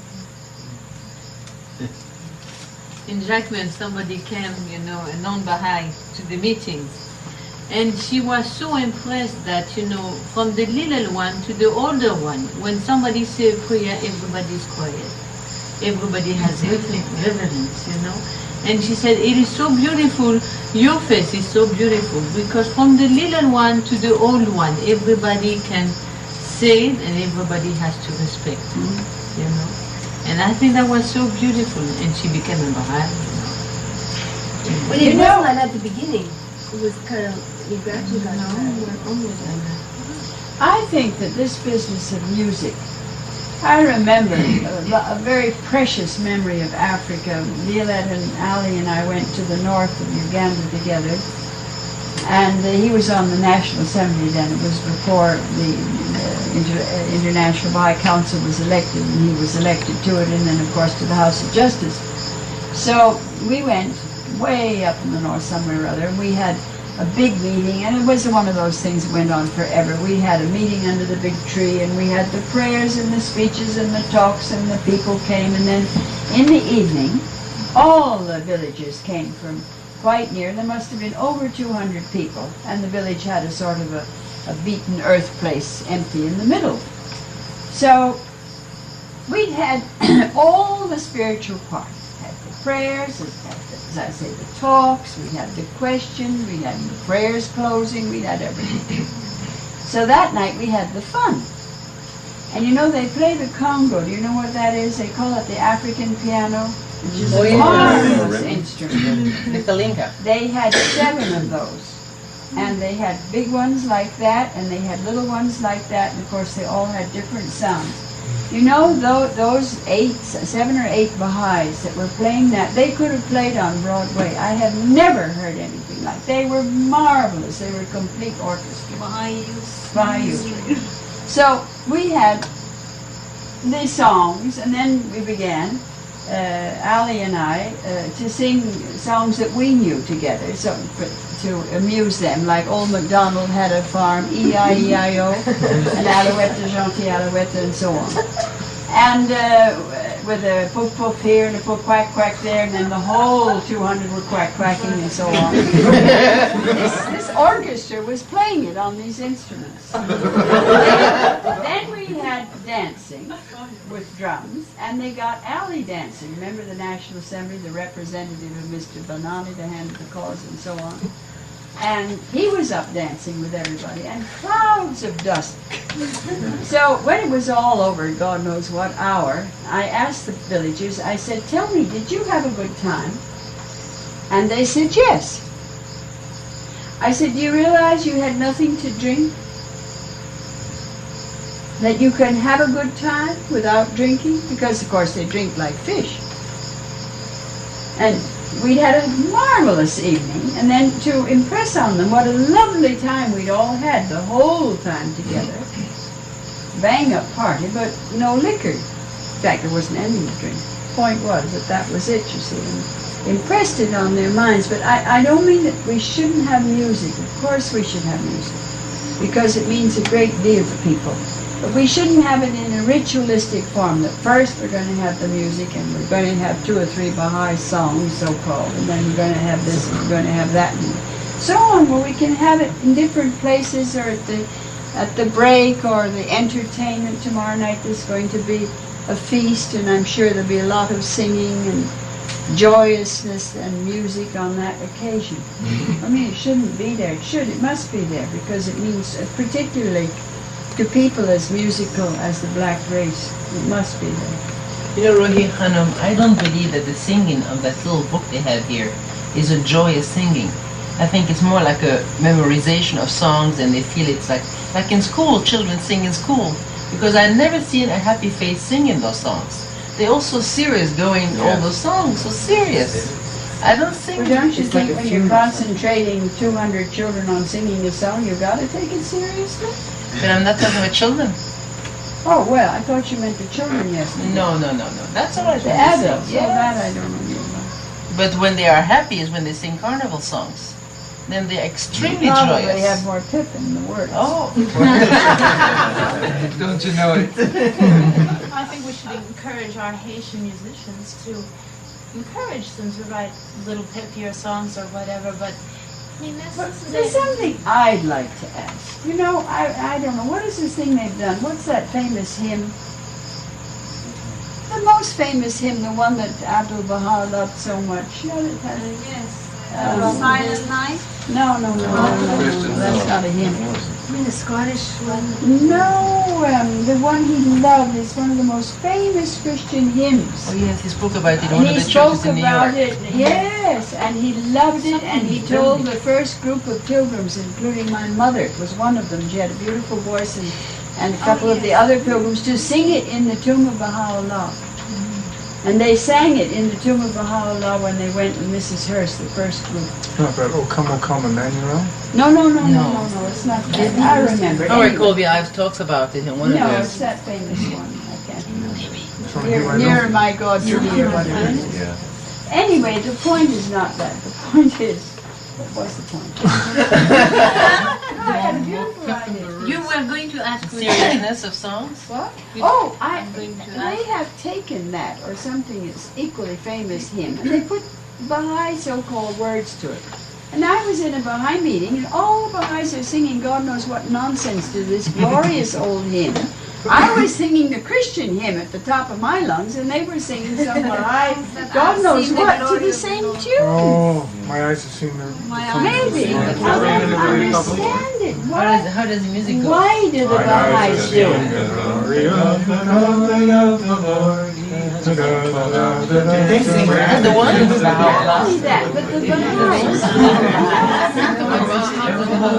They mix it, we see that's But you know what, earlier on when you were talking about how to deepen and now coming to singing, in Zaire, many, many years ago, the early years, during the period when the eastern part of Zaire for almost 5 years was cut off from everywhere else, when they had this terrible civil war, and they had about 10,000 Baha'is at that time in that part of Zaire. Anyway, the people of Zaire altogether are marvelous singers and musicians. This is the characteristic of the people. Now, everything they learned, they were 90% illiterate. But whatever they were taught, if in the morning, you know, in the training course or whatever, you told them about the life of the Bab, by night, that whole story was put into music and they were singing it. And everybody would memorize it. And this was the most marvelous way of deepening. So everything they wanted to teach became a song. Now it doesn't matter, some of the songs were the real hot pop songs of the discotheque, because that was whatever came to their mind, they immediately, whatever was popular music, they put the words were put into it. But as the result, the history, I remember once I heard that they heard about the martyrdom of the Bab. This is what Ali came back from that trip and told us. He said that the martyrdom of the Bab, that he told them in the morning, at night this was put into a song in Swahili that made him weep when he heard it. It was so touching and moving. And it moved everybody when they heard about his martyrdom. So that's, I don't know whether in Haiti people are that musical, whether you can use music for deepening. And you see, that, to me, that I can understand. This is an absolutely natural, creative, spontaneous thing. I'm talking about regimentation. All the difference in the world between the two things, you see. And I think that's wonderful. I'm all for the Baha'is doing that. I think so-called Baha'i songs are all right, but somebody had a guitar the other day, and I guess it was in the last country, San Domingo, and I said, why can't you play any classical music? For God's sake, there is such a thing as some other music than a Baha'i doggerel that somebody's... I'm a Baha'i and you're a Baha'i. Why should you sing it all at me? God is one, man is one. And why, I know that and you know that. Why are you subjecting to that awful song again, you see? It's really good music. No, it's awful music. Boring, yes. Yeah, terribly boring. But why couldn't we sing one of the glorious old songs? In Montreal, when I was a girl, we had music too, because we love music like anybody else, you see. But we used to sing, I don't know what, some of the Negro spirituals were sung, some glorious music was sung. Not all these Baha'i doggerels all the time. Is this the proof that I'm a Baha'i? Can't I ever listen to a good old-fashioned song that we all know the words? A rousing thing that is thrilling for all of us, a Haitian something or other. Why does it always have to? That's why I say we sound like the Methodists, the Adventists, whatever they say. Protestant songs. But you know, the Haitians, there seems to be a difference here. I haven't been here very long and probably shouldn't be talking about it except its first impressions. Everything that they do, wear, say, and I think, is imported, as well as half the things they eat. Except voodoo. Well, except voodoo. I don't. Okay. Imported. Well, as I understand, imported. They're wearing digital watches and living in mud huts. I saw more digital watches in Hinch than I've seen in Canada. The mud hut is indigenous. No, I know, but I'm trying to make a And point. the digital watch is a sign of prestige. Yes, of course it is. But there is a fundamental form of corruption here, and I don't mean political necessarily. These people do not seem to have their own culture, I guess. Oh no, I think you're absolutely wrong there, and I think that most of the people that live here will tell you you're wrong. They have their own culture that is famous. They are amongst the most artistic people in the world. I don't know, you name me a nation, come on, here's an artist sitting next to me, you name me one nation that has as much artistic talent as people here. Expression. Yes. I've never come in contact with it. Well, About maybe India? Kashmiris are pretty artistic as a group. India? Isn't that a very... No, depending entirely regional. Which You part? can't take a country that size, you see, because every single state in India was once upon a time an Mexicans are independent nation. artistic too. The Mexicans, but not like here. Not like here. We are having I another think question. that's a misapprehension. I have a question. You know better the hurry up and cough it up. it's fast. You know the song that Amatu'l Bahá used to sing? What? The martyr song, she means. The martyr song that Amatu'l Bahá used to. The martyr song. Like a Peter Sellers movie.